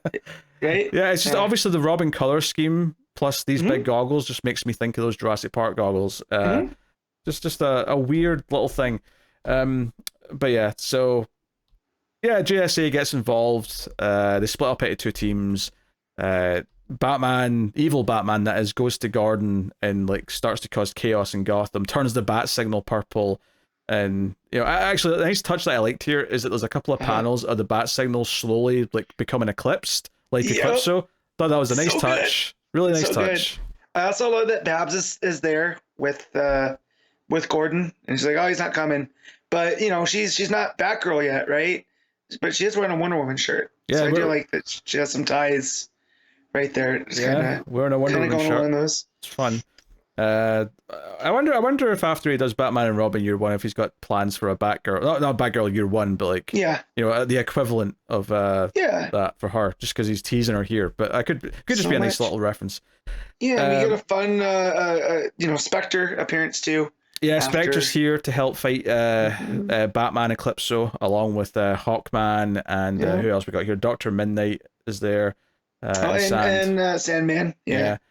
And then it's Fate, Jay Garrick, who take on Superman up in space, while Alan Scott goes to try and free the Justice League from the big Eclipso diamond like cage they're in the desert.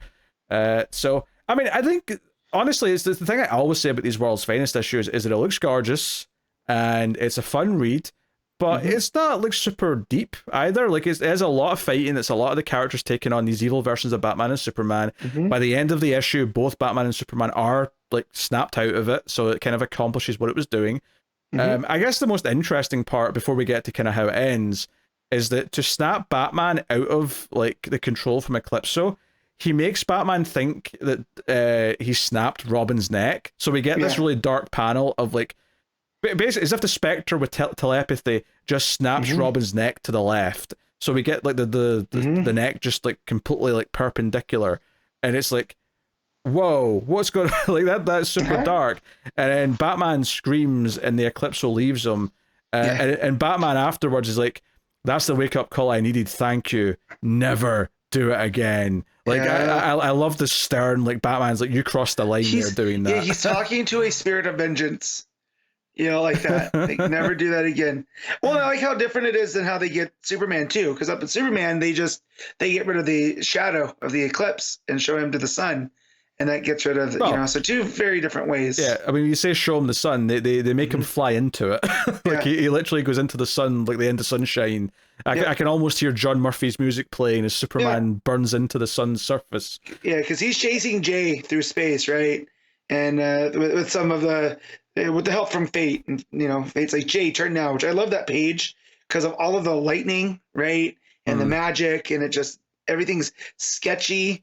Like there's a like a chaos to it. Yeah, I will say the momentum carries him to the sun. So I like that. I will say I would have appreciated just a line of dialogue that clearly specified that Fate was making some kind of road for Jay to run on, because I did keep thinking, what is Jay running on? He's running in space. Yeah.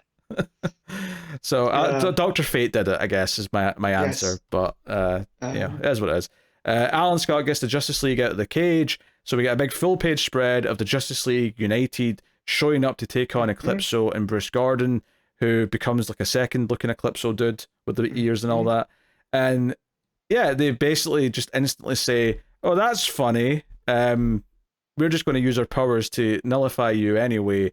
And they do. They just both like shine their lights at them, and they turn into crystal or something to that effect. Like the entire Justice League is just like just completely frozen in time, and the final panel is just Eclipso laughing his ass off. So I appreciate the funniness of like having the whole issue being about getting the Justice League back to full strength and coming in like a big, hurrah, to the point where I thought, oh, maybe this is just going to be a two-parter where they win here at the end, and then Eclipse was just like, no, very funny, but no, snaps his fingers. That's it. You guys are diamonds now. Yep, that's basically it. Says next the War of Light and Shadow. So we'll see what they do with the next issue. I will say it does feel a little bit on the repetitive side that the Justice League have been nullified 2 issues in a row at the end. Yeah. Like, oh, we're going to have to like save them again next issue somehow. It may not play out that way. Maybe he'll do something different with it, and I hope he does. Well, because it's everybody this time too, including Batman and Superman. So like, I feel like trying to look on the page, it's going to be, maybe it's going to be Robin. Maybe this is Robin's moment to shine now. Well, how we did. If you look at the page before, you can see them all in color, so you can actually see who it is. You don't have to use the diamonds to tell, but yeah. I mean, it's a fun bit. It's like, I mean, not to spoil my score, but it's a 7. It's a swimming in 7. It's good, but it's not like got the depth necessarily to do anything. But it does have really nice art, and you get to see Mora draw all these characters. So no, not Gutierrez. Sorry, Gutierrez. Sorry, yes. Joe. Having said that, it still looks a lot like Mora. Yeah, Gutierrez. I said that. Gutierrez is a more cartoony version of Mora, where Mora has these more traditional. Where Gutierrez from like Blue Beetle, he can have a little bit more fun with the dimensions. Yeah, and like here with Eclipso, like when he's laughing maniacally, that's something that Gutierrez specializes in. Yeah, it just honestly, it's a compliment that it passes for Mora. To be honest, because it genuinely does. I was thinking it was Mora there in my head for a second, but you're right. It's Gutierrez. And the art is gorgeous throughout. There's lots of great moments. The stuff with the bat signal was inspired. Superman flying towards the sun was great. The neck snap on Robin was nice and sort of, I had a lot of impact because they go into silhouette, of course, partly to censor it because they can't show too much, but also because it lets your imagination do a bit of the work. So yeah, I mean, it looks gorgeous. It's a fun read, but it does feel like a lot of this book has done in the past. It doesn't feel like it really matters that much, which is such a weird thing to define. And when does a comic book feel like it's important or not? But this book definitely has this weird, like, we're on this line of not feeling that important, but just being fun. Yeah. So, mileage may vary, but I already gave my rating, Matt. What are you giving it? I'm going to give it 7.5. Mostly because I enjoy the Eclipso stuff and just seeing how they're going to get out of this. And we got a Kaiju Spectre again. I'm always a fan of when they give us that just to show the scale. That's fair. And I will say, we've had maybe a couple Eclipso stories really close together. I was feeling a little bit of Eclipso fatigue in this issue where I'm like, you know what, I'm ready for Eclipso to be gone for a little while. Yeah. I just like how different he is because he shows up and he's a traditional kind of Silver Agey villain where he has these big take over the world type stuff. To what end we don't know. Eclipso just wants to take over the world. Yeah, and he's gonna do it through darkness. So. I can't even tell you what the last book I saw him in was, but it felt like it was quite recently. So yeah. Anyway, there you go. That's World's Finest. As it is. Yeah. Next up, Titans issue 16. John Layman writing with Pete Woods on the art. So this is interesting because this is the start of a new run. Taylor wrapped up with issue 15, and this is the start of a new era. And they even actually started by addressing, hey, what is the Titans' place now that Justice League Unlimited's a thing? And you're technically all Justice League members, but you're a division inside the Justice League that are still the Titans. I was like, okay, this feels a little bit like housekeeping because they know fans are going to have like questions about that and like, are the Titans still functioning and whatnot? And there is some changes to be made here. One is Wally leaves the team and says he's going to focus on being in the Justice League because Barry's got no powers right now. Which, fine. Like, I kind of get it. He gets the call, which is kind of, this is a very Titans thing. Although, right? Are we keeping this outfit on Wally? I hope not. It was bad. Yeah, I don't like it. I do not like it. I mean, I get it. They're trying to do the whole, they're trying to keep the look from Absolute Power, right? When he's riding that bike and whatnot. But the Flash suits are meant to be sleek, and we don't need them over-designed, right? This screams New 52. Yeah. Kinda. So I'm ready for it to go back to the normal outfit as quickly as possible, please. So thank you, and goodbye. There's too much black, right? Like Flash is red and gold. It's, I mean, is he? I mean, it's more of a dark brown to me. Looking at Is it a dark brown? Yeah. I guess when you zoom in, so if you zoom in on the art, it's almost the same material that Donna's is made out of. It's almost like there's stars and stuff on it. Yeah, but the highlights are like more of a brown color though. Like the highlights. No, for sure. Yeah. Yeah. So yeah, it's just like it's a really weird, over complex design. So there's a whole like comedy bit at the start where Guard like mimics an alien creature and it gets big and scary, and it's really just a bit of comedy, and that's it. It's all just there for Roy Harper to come in as Arsenal and de-escalate the situation, announce that he's coming back to the Titans, and it's like, okay. Also, probably one of the things that I liked the most about the issue actually was Montoya coming out and saying, "You idiot Titans, get off my station." Her yelling at Beast Boy I thought was a little harsh, but when you think about where she's coming from, right? It's her job to maintain order on the Watchtower, and this guy who's already caused problems on Earth. Who knows how long Beast World was ago by transforming into an alien? Not long, I don't think. Yeah, so she has to be the voice of reason, and that comes off her sounding like really extra mean. But no, Gar, what are you doing, bro? Last time you did all this, it creates chaos. You can't be doing that here. Yeah. So then the other big change is that Dick kind of announces that he's stepping down as the leader and that Donna's taking over. It doesn't sound like he's necessarily leaving the team, but just because he's got so much other things going on that he's not going to be leader, which is also fine. But I'm like, we swap Wally for Roy. I don't know. That feels like a bit of a trade to me. Ginger for ginger. Yeah.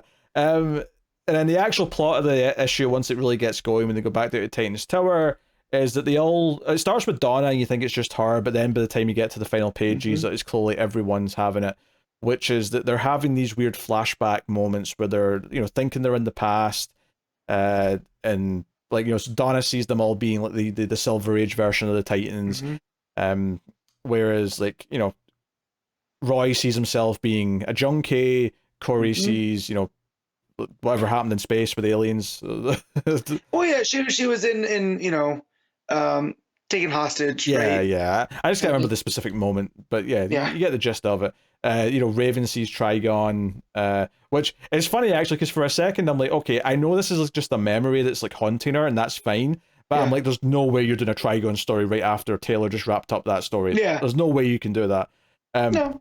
But basically it makes Raven go supernova and it knocks everyone out. And then the reveal at the end is that the person that's causing these like flashback moments is Clock King, who claims he's the most powerful he's ever been. He kicks Roy in the face. And I did like the moment at the end where Donna's like, no, I'm not letting you do this. I'm the leader of the team now. I have to make these decisions and keep them safe. So like, you're going to have to go through me. And that's kind of the final beat of the issue. She's really going to clean his clock. That was terrible, Matt. What are you doing? Damn. What are you doing to me? Damn. Yeah. How did you feel about this issue? So it's fine. It has the problem with Titans is that when we're going to what's the word I'm looking for?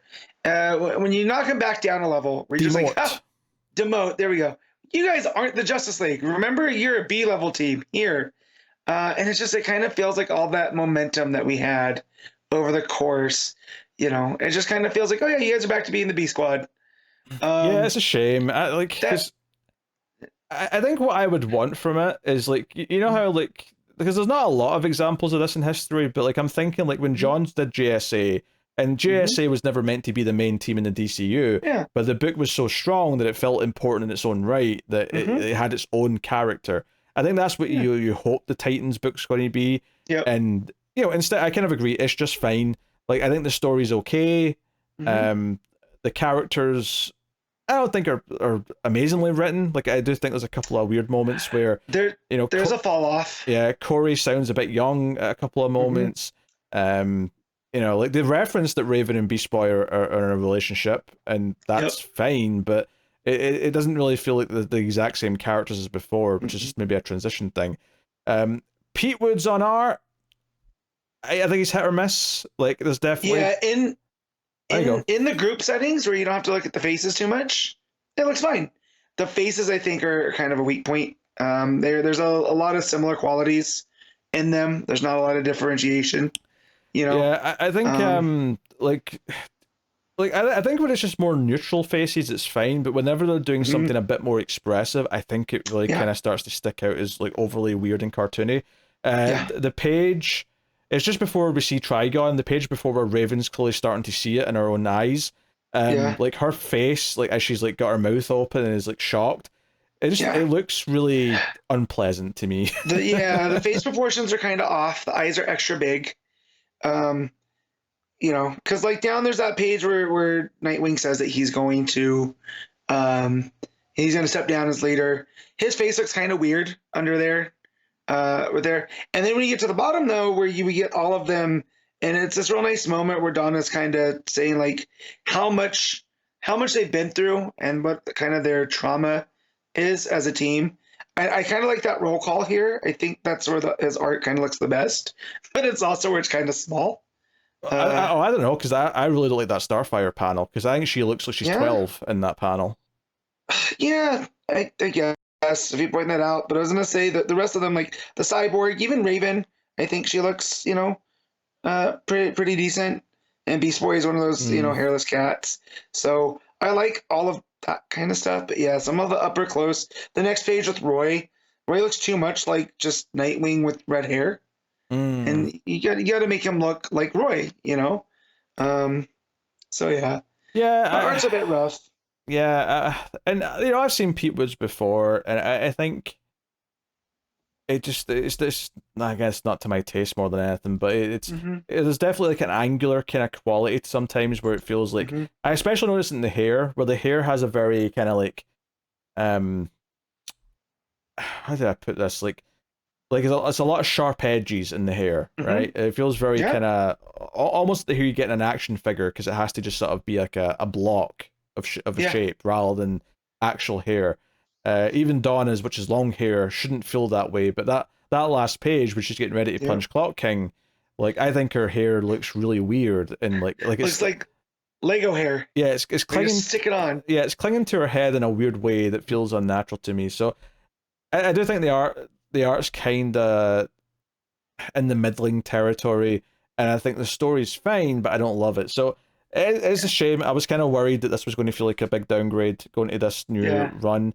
I didn't hate it. Like, I'm not opposed to reading the next issue and seeing where it goes. No, but on a busy week like this, again, I'm not going to prioritize Titans. That's the thing that I used to. It's kind of on the bubble because I suspect that it'll always be out in a busy week now. I think I'm going to commit to read at least the next one because I want to at least see if it sort of, you know, now that it's got the setup out the way, what's an actual issue, a normal issue of it like? Because I don't hate Layman's writing and the characterizations on some of the stuff. No, you know, and I'm curious to see what happens with Clock King and you know. And I do like Donna getting the promotion. I like Donna being given the chance to be leader. It gives her something to do that, you know, because she shows up in Wonder Woman, she's great there, but I feel like we don't have you know, much defining moments for Donna. So making her the leader of the team, I feel, you know, that works. It gives her, you know, a little bit more of an interest and rooting interest here. She gets to be the straight man leader of the team, whereas like all the other characters are a bit more, you know, colorful and have more things going on. Raven's got all the backstory with her dad and all the demonic stuff. Beast Boy's such a sort of like quirky character. Cyborg's got his tragic backstory.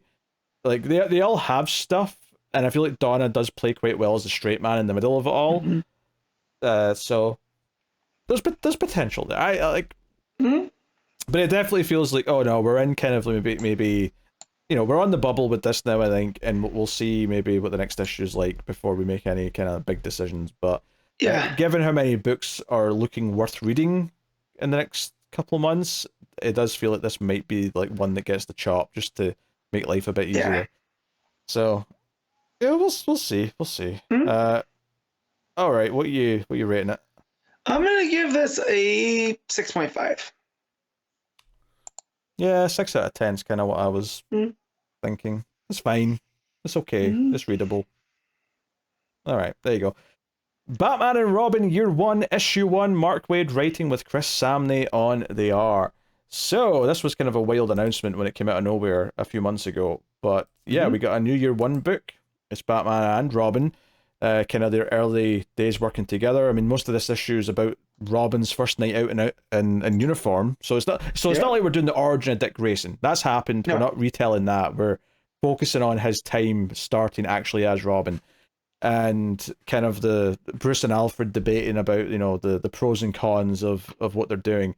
I think the big thing for me here is that it's really going out of its way to make Robin feel like young Dick Grayson feel like he is a little bit like, you know, naive. Like he's rushing into things, he's making mistakes, he's not listening to Batman, he's not taking things as seriously as he should be, and it feels like that's going to be the core arc. But what I also like, and this is probably my favorite thing about it, because I thought the book was very, very good, is that Batman also makes a mistake at one point and sort of acknowledges to himself that he's the one that made the mistake, and that working with a partner is a new thing for him, and he has to level up to be the guardian for him. Yeah. So I just read Dark Victory, and there's a big Robin plot in Dark Victory. Of course, yeah. And so there's a lot that mirrors here. And again, it's the, you know, Batman having to get used to working with somebody else. So I do like that. However, here I feel like Waid's Batman isn't as emotionally detached as Jeff Loeb's, right? In that story.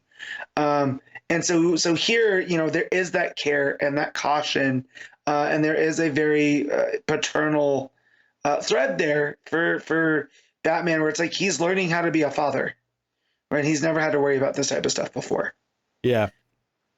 Yeah, and I think Samnee's the artist choice makes sense for that, because it does feel a bit more youthful and playful. It's fitting for a book focusing on a kid as the central character, even with all the other stuff going on. But you know, we get to see his Gordon's reaction to there being a child working with Batman. He's like, you can't be serious. And he's like, no, this is the thing. And Robin keeps, like, you know, saying stuff. He's like, calls him Kamish. He starts asking if, like, because Gordon's got them there because, like, a file's been stolen, and it's something to do with Two-Face, right, which sends them on their mission. And Robin just keeps, like, suggesting things and saying, let's go.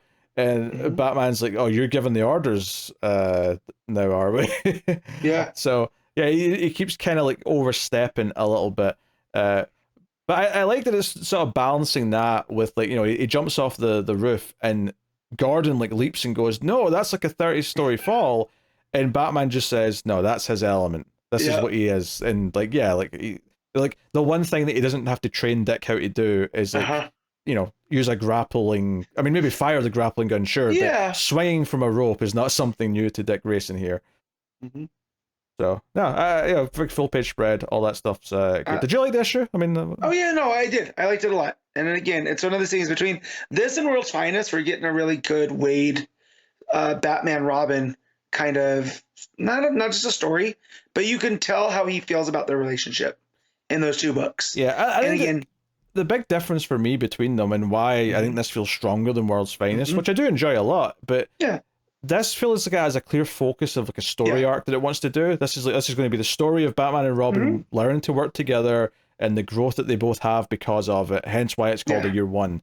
Whereas World's Finest, I feel like, there's a little bit of character development here or there, but it's mostly just about, here's the fun thing I want to do this issue, and that's but through the thread of World's Finest, and we've gotten a lot of that Robin stuff, we get that Batman and Robin relationship pretty clearly defined, like, especially in the fifth, sixth dimension type stuff, you know, as we got that. But here he gets to, like you said, he has more of a focus that he can really, you know, work it out on. Yeah, I mean, you get to see what the relationship is in the World's Finest, but it doesn't really grow in that book. It's just defined, and that's it. Whereas here, it's like, no, this is going to get to grow over the 6 issues or whatever it is.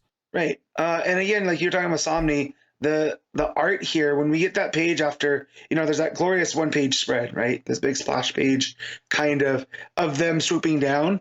And then you turn the page in just the way that the layouts, how you work your way through the pages as they're on their way to go, you know, show down with Two-Face and the informants and all that other stuff. It's just, there's a very cinematic quality to Samnee's art, especially when he's working with Waid. And here, you know, I always love that when they work together, they just get credited as storytellers, right? And here it's, you know, say words, Mark Waid, and pictures, Samnee. But yeah, you can just tell, you know, that they are a team in that way. But I really enjoyed this. Yeah, I love that the Gotham they've got here has got like the roads overlapping other roads. It feels very kind of like layered. I always like that about Gotham City.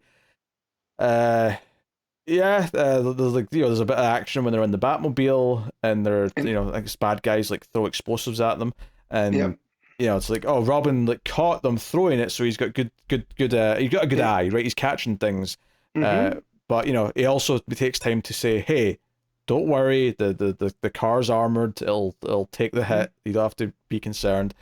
But of course the big thing though when they get to Two-Face is that Robin just jumps in like immediately, and Batman tries to tell him to stop, but he like in his head he's like, this is a trap. This is trap written all over it. Like he can't just jump down there, but he does. And would you believe it? There's pressure plates all over the floor for explosives. And so Harvey's making a bunch of puns about how there's two of them and how that suits him better now. I love it. Yeah, actually, we should talk a little bit about this file that he got stolen from the police station. Gordon specifically says that it's important and that even Batman shouldn't read it. Like that's how. So I'm like, what is it? What would he not want Batman to know about? Yeah, is it something about Harvey? I don't know. What for something for Batman not to? Maybe it was an investigation into Batman. I don't know. Like, but why would Two-Face want that then? Because I do like here too that Waid writes Two-Face and Harvey as two distinct characters, right? That are at odds with one another. So, I don't know. That's a good mystery going forward. Yeah, and Batman tries to explain to Robin that there's the good man still inside Two-Face trying to like get out, so Two-Face won't necessarily just kill us. But Two-Face mentions like someone he's working for coming to Gotham. Who I did double check as a new character because I'm always convinced. Okay. I'm convinced with Waid that it's always some deep pull, but according to the internet, this is a first appearance, so I think we're fine. Okay. Cool. But there's a great bit though where Robin like asks, like tell us what's going on, kind of thing, like and that's where he flips the coin and then says, "Oh, my boss is coming to Gotham. He's had advanced men here for a year, but he's going to go to war on the Batman." And Robin says, "Oh, well, at least the coin landed the good side up, and that's why he told us all that." And then Two-Face starts laughing, and Robin's like, "Didn't it?" And he's like, No. I told you that because the coin landed this way up, because it's a threat. It wasn't a gift, it was a threat. And you're like, oh! It's good stuff. And they even play off that again as well, where so Batman lodges a batarang on the pressure plate so they can grapple out of there. And when they're on the roof, Robin says, he was just bluffing, there was no explosives. And in the very next panel, you just see the batarang dislodge from the pressure plate, and the building underneath them, there's just fire coming out all the windows. And Robin's just in shock that it was real and that he was actually on the verge of death. So, again, it just plays into that theme of him not taking things seriously and not realizing the actual danger he's in and taking it this way, and Batman having to try and grill that into him. But, it's fun. It's almost that meme from Star Wars, that they use with Padme and Anakin, like the kind of I was getting that vibe from Samnee's Dick Grayson here, but yeah, and just that explosion too. It shows the whole scope, even though it's not a huge panel, the whole building and the way that the boom lines up behind it, right? It's just this big kind of scale. It's genuinely funny, and it's saying something about Robin as a character right now. So that's why it makes it a good moment in more ways than one. And Batman's like, tonight's lesson, never bet against the criminal mind. And Robin just looks like defeated. He's like, the art's really good there. So the final scene is this bad guy coming to Gotham, and he makes sure that so no one knows that I'm coming. He also thanks the air hostesses on the jet a little too familiar, like he kisses her right in the mouth, and she looks very uncomfortable about it. And he says, "Oh, you guys did a great job. I'm going to take care of my father now," because he's got his father in a wheelchair. He's like a really old man. And it's implied afterwards though that he's sending his henchmen on the plane to kill everyone in the plane because no traces, right? No witnesses to his arrival. So he's all nice and buddy with these ladies in the plane, but as soon as he's off the plane, he's like, kill them. So it's super dark. They're calling him General too, right? So there's something there with that. very, very precise. And Gerald Grimaldi, which even just the start, Grim, General Grim. Like, yeah. So, yeah, he's pretty grim. Yeah. Yes. He kind of looks like matches Malone, though, too. He's got the mustache, kind of looks like Bruce. I can see that. Maybe Bruce will base matches Malone on this guy. Maybe, right? Maybe he will. It's really atmospheric, though, and I think, like, because, like, all the previous panels with Batman and Robin, even before the fire, there's kind of a warm quality to them. When you get to these last 2 pages, like, that goes away, and it's all blue and black. It's, it's a stormy night. It kind of, like, sells the mood as this character's arriving in the city. So I thought this was an excellent first issue. It does genuinely feel like the start of a year one. Intriguing villain, intriguing mystery with the file that gets stolen from the station. Yep. But I think the most important part, though, is that it does feel like Batman and Robin are both learning from, like, working with each other. And it does. It feels like a starting point for both of them. Yeah. And I think that's the key. It's one thing to have Robin be an idiot because he's a child. It's another thing to have Batman realize, no, I made a mistake because at one point, we never mentioned it, but Batman at one point yells out something to him to correct him, but he realizes after he does it that by doing so, he distracted Robin and causes Robin almost to miss a jump and possibly fall to his death. So so he's learning as well. He's making mistakes. Yeah. So, all right. And then obviously Samnee's art is wonderful. It's consistent. It's we talk about DC lining up, but they also got to switch up the artists too, because there's too much good art this week. Like, again, we got a Samnee and Waid book in contention with all these other ones. So, but yeah, like you said, it was very moody throughout, and yeah, just Samnee's layouts are fantastic. So. Yeah. It has an energy to his layout, so there's a lot of movement. You can really sense it. When you say it's cinematic, you can feel the camera moving almost the way his panel layouts go. And it's what he does with the panels too, where they're not all the same size, right? So it draws your eye in a different way than you know, like a 9-panel does, right? So, like, especially I'm looking at the last page right now, and the way that the panels go with the the second to last one where it focuses on the ring. Right, the panel next to it, I think that's a whole panel, is extra long. You're almost following that cut. You're almost cutting in the camera here. So, great stuff. Yeah, just masterfully done as far as layouts are concerned. Yeah, love it. And I think because it's so playful with the Robin art earlier on, and it feels kind of kid-like in a nice way. I think it really emphasizes that even though it's still kind of flat because that's Samnee's style. Just how much more menacing the villain looks like at the end. Like it really shows that he can shift up the style a little bit to fit the scene, and that's cool. So, a nice contrast there. All right, what are you rating Batman and Robin Year 1, Issue 1? I'm rating this a 9. I thought it was really good. Yeah, I agree with the 9. It's excellent. This is like I enjoy World's Finest, but this is the sort of book that I get excited for Waid doing. Is this kind of thing. So. Super good stuff. Can't wait for issue 2.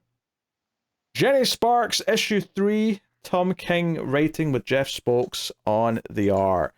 So, once again, the format of this is that we have more of the standoff with the bar and the hostages, this time including the Justice League, as there's a flashback story playing out with Jenny with someone from the League. In this case, Superman is the person she's talking to. Last issue... I mean, she talked to a lot of Superman last issue as well, if I think about it. But, yeah. Well, it's seeming like it's building her stuff, like her interactions with the DC are coming through Superman. It seems like. Yeah. So no, I mean a lot of the dry humor that Tom King has here, and sort of poking fun at superhero tropes, with the Justice League just failing miserably to actually take on Captain Atom. Yeah. Is a big part of it. I also like here too, like it is the lineup of the cartoon in the mid-2000s, right? So it kind of feels like this Wildstorm kind of version of the Justice League, right? Playing with Jenny Sparks, because we have John, and then we have John Stewart, and then we have Hot Girl there too. I mean, and Martian Manhunter. You say that, but I think the point is more that this is set. Well, part of it's set, like the flashbacks are set in 2004, so right. They're almost going for like the memory relation there with that. Yeah, for sure. But yeah, I thought that was pretty curious as well, using this lineup of the Justice League and how that relates to actual, the timeline of comics. So. Yeah, I mean, the flashback's almost the more interesting part of this issue, to be honest, which is Jenny meets up with Superman in Baghdad in 2004, and he's like, why did you want to meet me here? Like, I came to speak to you, I'm happy to do it, but why here? And it turns out that she's aware that there's a shoe with a bomb in it, right? An IED, which she actually points out as a new term, which I guess it was in 2004. Yeah, well, and this is Tom King. This is what he was kind of doing and researching at this time in his life. Bombs and shoes, that's what Tom King's an expert on. But no, so basically she's kind of provoking Superman into like, aren't you going to do your thing? Like this jeep of like American soldiers is coming down the street. Aren't you going to save them? And Superman says, like, I can't interfere with this. This is political. I can't get involved in the wars because, that makes me something that I don't want to be. Like, I have to let humanity play those things out. And she's basically provoking that. And ultimately he does give in because he can't just like stand there and watch this happen. So he does, swoop in and deal with the shoe. And she kind of like, it's like, well, I guess, I guess, you couldn't resist. You are so Superman after all, and that's kind of the point. So it does feel like it's kind of poking at kind of how she views superheroes. It does feel like it's kind of fallen into that kind of trap that that Planetary and Authority and like a lot of this stuff that feels really critical of superheroes, where how useful actually are they in the real world for the real things that pop up, and it feels like it's kind of prodding at that, and Jenny kind of saying, are you superheroes actually doing that much good if you're not interfering in like stuff like, I don't know, like it does feel like it's kind of you're wasting your talents by saying that you can't be political. You still just got involved, right? So like you're clearly not above it. And so I kind of like that King's poking at that cynicism to Jenny. And it also ties into the fact that they are failing miserably in the main story as well. Like, they're coming in to try and fight Captain Atom, and Captain Atom, he throws Flash like hundreds of miles away at the start of the issue, and then he's beating up Martian Manhunter, he's fending off Wonder Woman and Green Lantern. Like, they're not doing very well at all. He's completely decimating them. At one point, when one of them says something to him about, you're a monster, he's like, hey, old man that had cancer, why don't you tell her what I did? And he's like, oh yeah, he saved my life. But it's very nonchalant, in the same way that the one of the ladies is also playing tic-tac-toe with Captain Atom before the fight starts, and he just kind of wants to go back to his game, like in the middle of the fight, and that's what he cares about doing more than anything else. So it's a very, very interesting issue of the book. Well, and what it's saying there too is that she's telling the Justice League, like, Captain Atom knows what he is. You guys are hiding behind this veil of superheroes. Yes. He thinks he's a god, right? And he's acting accordingly, right? And you could look at that as a thing where God's just playing games while all this other stuff happens, right? Is that a certain kind of God wouldn't allow all this to happen. And so she's looking at the superheroes being like, yeah, you're pretending to be gods, but if you're not above getting into these squabbles, then what are you really? And I like that here with the whole tic-tac-toe, because at the same time that it seems like tic-tac-toe is beneath Captain Atom, right? The lady that's fighting against it, her counterpart, which I forget what if are they together? Are they family? Like what was it? No, they're having an affair. They're okay. Yeah, that's what it was. Yeah. That the one is talking to the other that's playing tic-tac-toe. I was like, what are you doing? You can't do that. Like that's he's dangerous. And she's like, well, no. If he wants to play tic-tac-toe, we're gonna do it. And so she's engaging on a different level as all this is going on too, which I think is also the King's taking that yes, you can engage on these things on different levels. Not everything, it's not binary, black or white, right? There's phases to all of these. Yeah, I admit this is probably the most challenging issue out of the three for me to like get my head around and like, okay, what is it ultimately saying? especially since the big climax to it, other than the fighting, is that Batman shows up with Captain Atom's daughter, who like tries to talk him down, says, "Oh, you're sick. You have to, like," and he's like, like, you can't take care of me. I'm a god. How do you take care of a god? And then he hugs her and like basically incinerates her with his hug. Like, it's a great panel. The art is gorgeous with like the skeleton on fire that he's hugging. And then Batman's like, what did you just do? You can't do that. So, and then he's like back to his game. And, that's other than the last page is actually the end of the flashback with Superman. Where, so. Well, it also seems like he incinerated Superman as well, right? Because Captain Atom looks like he punches through Superman. Here, he hits Batman with the bolt. So it's seeming like, it's almost like kind of Dr. Manhattan-y on top of all of this as well. It's very Dr. Manhattan. I mean, Dr. Manhattan is based on Captain Atom, so that's not surprising. Right. And we all know, like, right, he brought that dude back from the dead. I mean, I was sort of taking that as not literal, but do you think he's actually killing all the Justice League, but the story by the end is going to fix it, kind of thing? Yeah, I think so. And I think the point is Jenny's point is you guys don't get involved until it's too late, right? Like Captain Atom already, by the time the Justice League gets involved with Captain Atom, he already has these hostages, and now they're working from that point that if they were to start at the base of these problems, maybe it wouldn't happen. But we'll see. But again, I feel like Tom King's working through some of the cynicism that's towards superheroes through Jenny. Like that's the lens that we're looking at it as. And then maybe she might end up being not as correct, right? She's so cynical in looking at it from that side that that's flawed as well. So, Yeah, no, it's interesting. I feel like I need to see more where the book's going to really kind of sort of deduce what it's saying here. But like I don't know. I genuinely don't know if this is a story where Jenny's going to see the merit of superheroes by the end. Because I could see it going the other way, where it is super cynical and it is more of a critique of superheroes. But it just kind of depends where it goes with it. But Jenny's like, "Hey, you just stopped that bomb," and Superman says, "Yeah, but like this is just going to start up again, and I can't stop it." And she's like, "Well, unless you do, just keep stopping it. Like you could."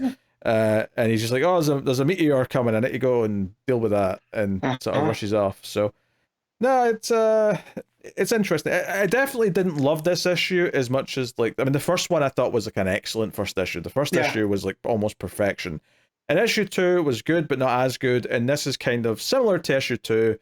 But maybe not quite as good, and I do kind of need to see where it's going. Like we're at this point now where it's done this format a couple of issues now where we get these flashbacks. I'm kind of waiting for it to fall into place a little bit now to see kind of like what points it's really going with and where it's traveling. So which is to say the art's very good and the moments are big and grand, and I like a lot of the little things that it's doing. But I wouldn't say this issue clicked with me quite in the same way as the previous issues. Certainly the way issue 1 did. Yeah, I would agree with all of that too. I feel like again there are pieces here that King's, and maybe he's making it more murky because that's the point of the story, right? And it will be clear once we read the whole thing, right? It'll clear some things up. But yeah, no, I agree with all of your points, but I do see the potential there still. Yeah, I agree. There's a lot of potential in what it maybe is going to ultimately say.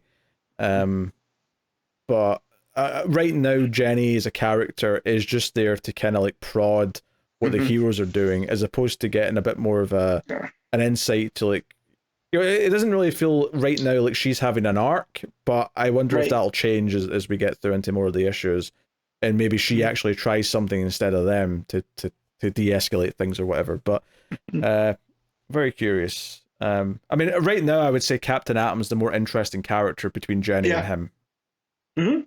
So I would agree. Yeah, we'll see. All right, what are you giving Jenny Sparks? I'm gonna give this a 7.5. Yeah, I think I agree with that. Yeah, I don't think I think it's just not clicked quite as much with me this issue for me to go into the great territory. So I think I'll go with a 7. I'll go with a straight 7. Okay. I'll still say that. All right. Batman Full Moon issue 1. Rodney Barnes writing with Steven Subic on the art. So this is our Werewolf miniseries, Black Label, 4 issues. This is issue 1. And first things first, yes, the art here from Subic is it's perfect for a horror focus book. I will say that. All of these early pages where you just get sort of glimpses of the werewolf eyes or the sort of like silhouette and shadow, we don't really get a good look at it. All that stuff is gorgeous.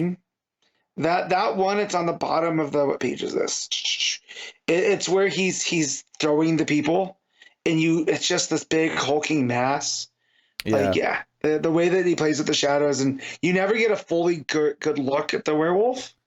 No. I think that's a really good choice. Yeah, it's a lot of shadows, lots of silhouettes. The colors sort of bleed in this really interesting way that gives it a very kind of hypnotic, ethereal quality on top of the horror side of it. Even the second scene, because so the first scene is like the wolf seemingly breaking out of restraints and killing a bunch of scientists, which turns out to be Wayne Tech later on. But the second scene is Batman, fighting some criminals on the docks, and he's actually on a phone call to Zatanna because he had a date with Zatanna. And she's like grumbling that he never shows up because he's always ends up being busy being Batman. But some of this art here of him fighting the criminals with like the night lights of the city like shining on his back, or that page where he's in like sort of the orange fog, sort of like facing down these criminals as they're trying to fire guns at him. It's just gorgeous. Yeah, because he dropped like a flashbang, right? Yeah. And then so he's all heated up, so he's almost like glowing white there, because that's kind of their perspective, and then he's just that silhouette in the orange and the yellow. It's really good stuff. Yeah, this is gorgeous. And Zatanna's like, okay, I'll maybe get lunch with you tomorrow then, because this is maybe we should just be friends, but we'll give it a try. What a weird outfit they put Zatanna in for this date. Like, look, I like Zatanna. I just don't think like that is that first date. Like, sure, it might not be their first date, right? But she said this is the 3rd time I've got dressed up and been stood up at the restaurant. And because I was thinking that, and I see like, the ripped jeans, whatever, but the top she's wearing is like this weird... It's almost a halter with tails, though. Like, it really looks like a piece of fabric she just kind of stapled together over her boobs, and that's it. Like, that's the whole outfit. It looks really weird. Like, again, the whole Batman Zatanna relationship type thing is whatever, but this made me realize that Bruce definitely has a type. Selena has dark hair. Talia has dark hair. Zatanna has dark hair. Yeah. They all have, just a weird choice. It's even a weird color as well. It's like a sort of brown, maybe a dark red kind of. Yeah. She almost looks like she's wearing like a Old West gunfighter belt, too. Also, barefoot, seemingly, in a restaurant. Yeah. Out of all the characters that wouldn't wear shoes, Zatanna makes the most sense. She can teleport places, right? I'll take your word for it, but very weird. But Batman's like fire drones, or he sees like firefighter helicopters going somewhere, so that gets his attention. And we get, whenever we get these wolf scenes, right? So we get this great couple of pages in like the sewers or whatever it is, where the wolves like attacking more people, and there's just this hint of red like around the silhouettes of these like attacks that are happening. You see like maybe a little bit of the teeth at one point. At one point you see like a head just flying in the darkness, flying across. So it's just really gorgeous horror movie stuff that I really like. Close up of the eyes here, but you get like narration from the werewolf, like whoever's inside, like talking about this rage, this like violent animalistic rage that he's trying to control but he can't. Whoever is inside the werewolf is very poetic. Yes, which I appreciate. Good.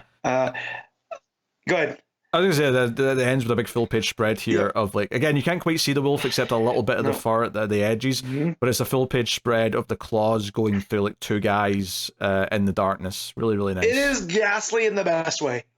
Yeah, it's good stuff.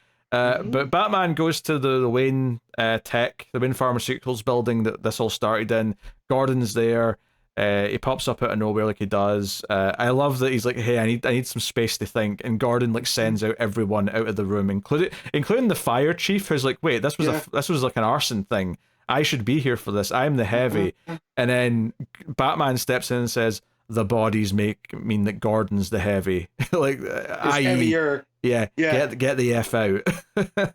So you know what though? This is where I'll disagree with Batman. He should know this from knowing crime scene. Fires are notoriously tough to find evidence, right? Because of the water damage and whatnot. So letting the fire crew kind of clear everything first is the smarter move, because everything's already damaged. You're not going to find much. Yeah, I mean, but that's just it's Batman. What can you say? I know. But Batman deduces that these limbs and stuff weren't cut off; they were ripped off, right? Yeah. So, which we know as the audience, but he's piecing some of it together. It's all super moody and great. Good stuff. So yeah, basically the beast like is spotted like in the park or whatever, over at Kane Park. So Batman's on his way over. Again, some of this art here where you've got like just like shadows of people like running into like the tree line in the park. It's just gorgeous. And it's misty, like a good werewolf movie should be. Yeah. Like there's a mist that's rolling through the park, and the cops are approaching. We know this beast is going to tear them up, but they don't know that yet. And so there's a tension too as they're entering into the fog. Oof. Yeah, you just get like the streams coming from the trees. You don't really see it, right? You just see like these bubbles with the helps and the ahs and ohs, and there's a mama. So, but yeah, one of the panels though that really sticks out is where Batman actually gets up behind the wolf, and you see like the wolf just again mostly in shadow, but a bit of the fur at the edges to sort of tell what it is, and Batman's in shadow behind him. And this is where we get like a proper look at the wolf from this point on, because the wolf slices Batman quite severely here. Nice big scratch across the chest and the shoulder. Batman basically only survives this because whoever's inside the wolf effectively like has fed enough that he's able to sort of regain control a little bit and go off into the night and leave Batman be. So Batman's left to patch up his wounds and try and figure things out. So one of the reasons why it's cool that Zatanna's here is because obviously she comes from the magic side of DC, which leads to the supernatural side, which, werewolves kind of like fit into. But I also love that when Wayne's checking out the crime scene again, or the lab, Kirk Langstrom shows up. And I was actually thinking, is this like is this pre-Man-Bat and this is him experimenting and he's made a werewolf? Obviously that's not what it is, because it turns out Man-Bat's already a thing. And he's had it under control. In fact, we even get Man-Bat fighting the werewolf later on, just for funds and all that. But the idea of having Man-Bat be like a character in a werewolf story, because that's effectively what he kind of is in a sense. Perfect. Perfect. Yeah, so I love that he's got the sunglasses on. He's got that kind of creepy scientist vibe down. It feels a little bit different to what I'm used to with Kirk, but I like it. Yeah, it's the big cloak jacket, right? That's almost folded over like bat wings on him. Yeah, well, he kind of compares vampires and werewolves, and he kind of like in that comparison says, because he turns into a bat, and bats, you get vampire bats. It is almost like a Dracula-esque kind of cloak that he's got on, actually. For sure. So kind of dug that. Very cool. But he's the one that just flat out says, no, it's a werewolf, and Batman's like, that doesn't exist. There's no such thing as a werewolf, even though he fought it already. It's the Wolf of Snow Hollow all over again. Yeah, well, because he says, it was like a wolf, but it was the size of a bear, and Alfred kind of makes fun of him for it, but I'm like, well, yeah, it's almost like, is there a word for that, maybe? There's there. Well, and also, again, and just the writing, but if it's lichen DNA, that is fully werewolf DNA. Actual wolf DNA would be called lupine DNA. When he's explaining the legend of the werewolf and the man that's inside, he actually straight up calls him Talbot and talks about him seeing a Romani woman after he got bit. And I'm like, this is just straight up the Wolfman movie from the 40s. Yeah. This is just... Except his name was Larry. This guy's name is Christian. So yeah, Talbot was the name. It's his great grandnephew, we'll say. And I'm like, wait, is that story public domain? I don't know if it is, but it feels like they're referencing it enough that I feel like it must be. Yeah, I feel like it's most enough because that most, we've been over this before. Most werewolf lore post the Wolfman, up to that point, a werewolf was just a creature that you could kill with regular bullets, right? The movies made it that you needed silver. It added the Romani stuff. It added the cycles of the moon, even. So yeah, this is definitely taking up the pop culture, universal Wolfman lore. But I think at this point that's just Wolfman lore. So have at it. Yeah, even though he turns into a werewolf and not a wolfman, and I make that distinction because there is a difference in the movies. And werewolves are much better than wolfmen, just for the record. Because I'm not going to disagree. I love a big, if anybody can see it, it's on the counter. I have an American werewolf in London, and that is a werewolf. He's much more wolf-like than man-like. Yes. That said, wolfmen have nards. Just don't forget. All right. You made your reference. Yes. Very good. So Talbot wakes up in like an alleyway in the shitty part of town, and two homeless people help him and give him advice. You know? These poor two guys. I've seen enough werewolf movies to know it's not going to end up well for these guys. You know? I'm just dealing with the cat's lying next to the light and pushing it over. I have to... But yeah, they're both very charming. What do you want to call them? I don't want to just call them homeless people, but like they're they want to actually help Christian out. They're going to get him some clothes because they find him naked. He doesn't have a wallet, so they're going to take him to I guess a church, because it's Sister Weeks runs it's a mission. Runs the mission, to help him get clothes and whatnot. And yeah, I know their compassion will not be unrewarded with a violent death. Sorry, I had to go and actually move him because then he knocked it over completely, and I had to grab it and then pick him up and make it clear that I wasn't happy with his behavior. Yeah, you have to establish dominance. Yeah. I don't mind him lying there, but then he starts to stretch when he's lying there, and it'll start knocking things over. Anyway. Oh, that cat knows what he's doing. Cats know. So yeah, we got Bruce and Zatanna on their lunch date, and again, Bruce is like, I don't believe in supernatural nonsense. It's all a bunch of bullshit. And Zatanna's like, I'm literally a witch. Like, I do magic. You've seen me do magic. What do you mean it's BS? Yeah. But I love the fact that with everything that Batman has seen and all of his stuff, man, his best friend is an alien. He's like, magic? Werewolves? Pff, no, those don't exist. There's science. There's a science reason for everything. Yeah. And then as she's explaining all this, Constantine cuts in and says, "Oh, with all that rah-rah, you think she'd be boring in the sack?" And it's like a reference to earlier because she mentioned Constantine earlier, and Bruce made a little comment about, are we ever going to have a conversation where he doesn't come up? Yes. So this seems to be the first time that he meets Constantine in person, though, given his reaction.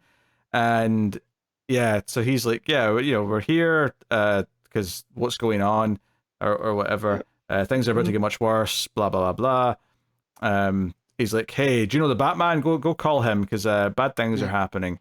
But anyway, that night, it's full moon again, and so he turns into a wolf.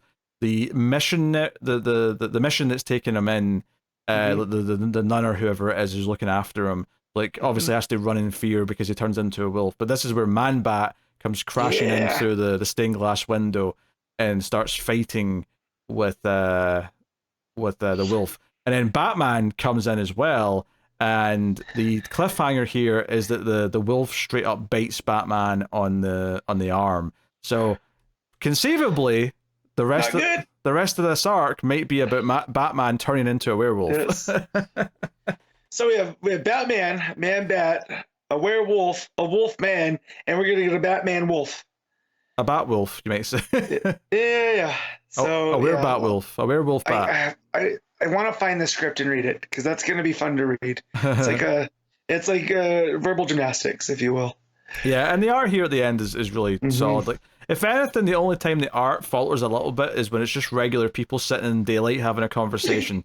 That's where it doesn't quite work as well, because this artist absolutely excels when it's moody, when it's horror, it's nighttime, and there's actions happening. When you've got just faces having conversations, it's like, oh no, there's nothing interesting going on. I don't know what to do with the faces. Yeah. So and the proportions are kind of off as well. Yeah. Because by far, that scene right before the ending where it's Bruce and Zatanna on the lunch date and Constantine shows up, that is by far the least I like the art in the whole issue. Their faces just aren't working for me. Yeah, but then when you see Zatanna the page before that, and she's doing all of the magic stuff, it with Wonder Woman and Dr. Fate, it looks pretty good there. So again, in action, fine. Yeah. Just sitting around, not so much. Yeah, to clarify though, what Matt just said, that's not something that's happening in the scene. That's just when she's explaining her use of magic, it's there's a splash page of stuff that she's done in her past. Just in case someone's wondering, when did Dr. Fate show up? Gotcha. All the art in the rest of the issue though is gorgeous. Like all the nighttime horror stuff with the wolf and Batman is all stunning. It's mostly fantastic. It's just a couple of scenes where it's not the art's strength. It's not working quite as well, but the rest of it's great. Subic kills it. So, no, I was super into this. I mean, we expected it was probably going to be good. I think maybe the less known quantity was the writer Rodney Barnes, but honestly, I think his writing here is pretty solid. I like the narration from the werewolf. I like Batman's slightly more dickhead kind of attitude that he's got in this. It kind of works for it. So I'm definitely down for the rest of this. Oh yeah, for sure. Yeah, Rodney Barnes is a good take for monster stories. It seems like, right? Because again, that tension. We know what's lying inside the park, right? And as the cops get closer, it's only 1 or 2 pages, but you can feel that because we know what's going to happen. So I it feels, to be able to put that in and then work with the artist to make that, work as well as it does. I thought that was a pretty good high point, and in a very good book. So yeah. Yeah, if you want a horror comic, a horror Batman comic, this will do. Perfect for Halloween reading, I guess. Yeah, and I also like there's a part that I want to mention too where he goes, whatever is in there, it's pretty strong. And Batman's like, stronger than Bane or Croc? Okay. Right, so we're kind of establishing how strong this wolf is. Right? Yeah, he's a bit in over his head, and it also establishes that he's fought something like Killer Croc, so he's not. It's not a new thing for him to fight something kind of big and monstrous, but this is a new level. So that's cool.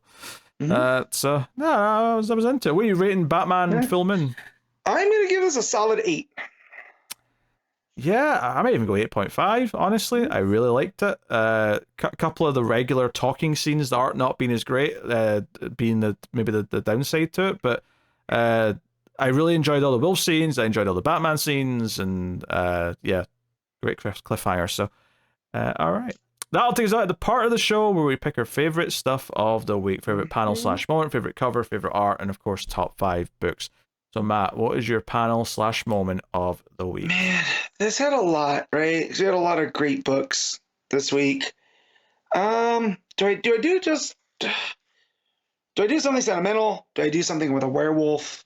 Right? Batman and Robin, year 1 had a lot of good stuff.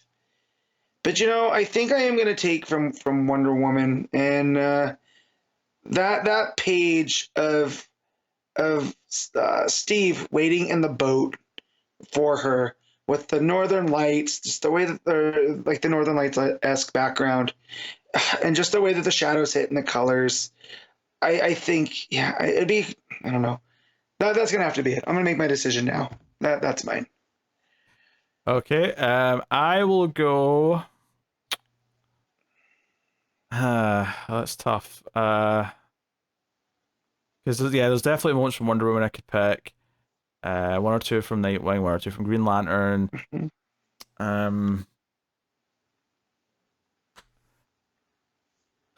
Tough. It is a tough week because, again, I could have said, when Man-Bat shows up in Full Moon, that's another great moment. Green Lantern has a couple. I think I'm going to go with Batman and Robin year 1. And go with I think I'll go with the moment where basically the little sequence of the explosives going off and Robin realizing that it was real and that they were actually in danger, because it's such a good gotcha moment for him to set up kind of his naivety, if you will. So good stuff. All right, cover of the week. I didn't really have time to look as I was talking, but I will say, there were some good ones sprinkled throughout here. We're not going to include the books that we didn't read this week because we have to leave until next week. We'll do them. They'll be in next week's batch. That's all I fine. didn't even look at those since we didn't discuss them. Oh my god, this cat. Oh boy. All right. Well, Pete's dealing with his fiendish cat. A couple of them that I've seen on here. Green Lantern has a Chris Samnee cardstock variant. It's got Hal on a yellow background, looking like he's saving this plane that looks like it's going down. In a very traditional Green Lantern pose. I like that one. There's a World's Finest that is done by Danny, what's his name? Danny Earls. And it's like a split screen of Batman in the Batcave with Superman in the Fortress of Solitude. And it just, the way that the colors work, right? Batman's, the Batcave's all bathed in red. The Fortress of Solitude is blue. I think that's a really fun one. There's a Janin Batman and Robin Year One. That's a take on, I don't know which cover it is, but it's that famous Batman and Robin in the spotlight cover. Oh yeah, it's one of those super early ones, yeah. Right. That looks really good. And then, of course, there's a Francavilla for Full Moon. So yes. those are the ones I were weighing in on. What were some ones you were looking at? Well, I got distracted there, so I won't waste too much time. I will say that all my favorites for Full Moon. I like the Francavilla one. Yeah. I really like the Steve Beach one as well, which is like the wolf where like one of the eyes is the full moon and Batman's kind of bloody at the bottom, super painted style. And it's got the phases of the moon going along the side. Yeah. I'm just going to pick the regular one though. That high contrast black and white wolf with the Batman above the title is just perfect and simple. So I'm just going to pick that and make life move on. Well, because you didn't pick the Francavilla one, that's going to be mine. It's got by all means, go for it. The werewolf sneaking up on Batman in shadow. Batman looks like he's conducting an investigation. It looks fantastic. Yeah, it's good stuff. It's good stuff. So, all right, art of the week. This might be the toughest of the week. Here's the thing, right? Yeah. Obviously, Sempere and Redondo, and even Xermanico are obvious picks. Now, I don't really think I would pick any of those though. I think it's really between Samnee and Subic, and I think I'd probably pick Subic, except for those few scenes where the faces aren't that good. Does make it feel like it's probably leaning towards more Samnee, but those dark scenes in that werewolf book are so good, top notch. That I kind of want to pick it anyway. Yeah, but I'm going to go Samnee, because it's consistent start to finish. But that Full Moon book would take it if it wasn't for those one or two scenes that just aren't as good. Yeah. So I came down to me with Xermanico, Sempere, and Samnee. Those were mine, right? And like again, I'm just a sucker for Xermanico. But Samnee, I talked about it's cinematic. Just the designs, the layouts, everything. That's gonna take it for me. Yeah, cool. All right, top 5 books, Matt, go. All right, so number 1's going to be Wonder Woman. 2 is going to be Batman, Robin Year One. 3 is going to be Full Moon. 4 is Nightwing, and 5 is Green Lantern. All right, number 1 for me is Wonder Woman. Number 2 is Batman and Robin Year One. Number 3 is Batman Full Moon. Number 4 is...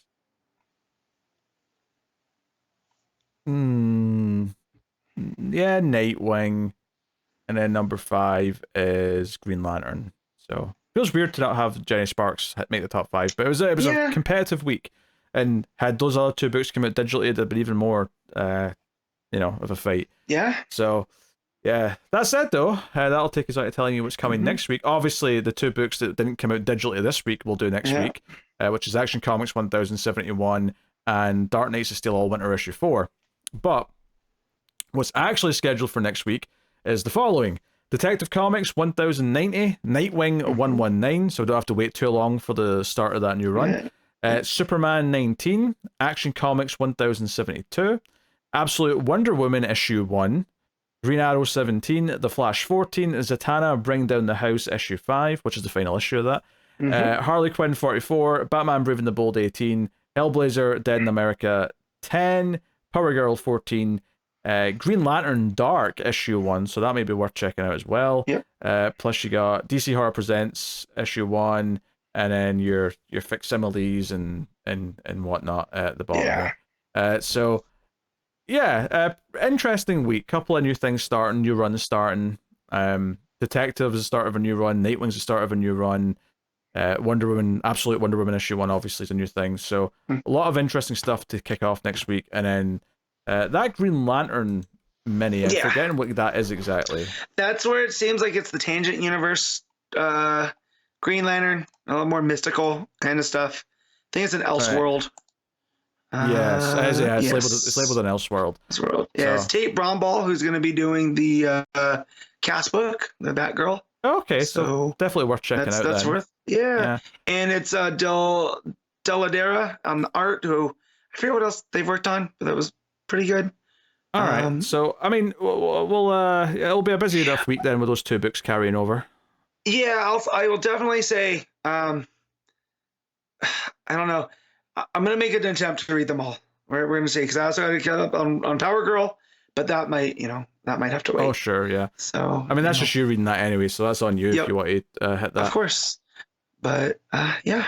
All right, so that's what's coming next week. Obviously, if any other books get delayed digitally for some reason, that might mess up the list that I just gave you for our coverage, but we'll do what we can. But as it stands, we'll be talking about 2 issues of Action together, by the sounds of it, next week.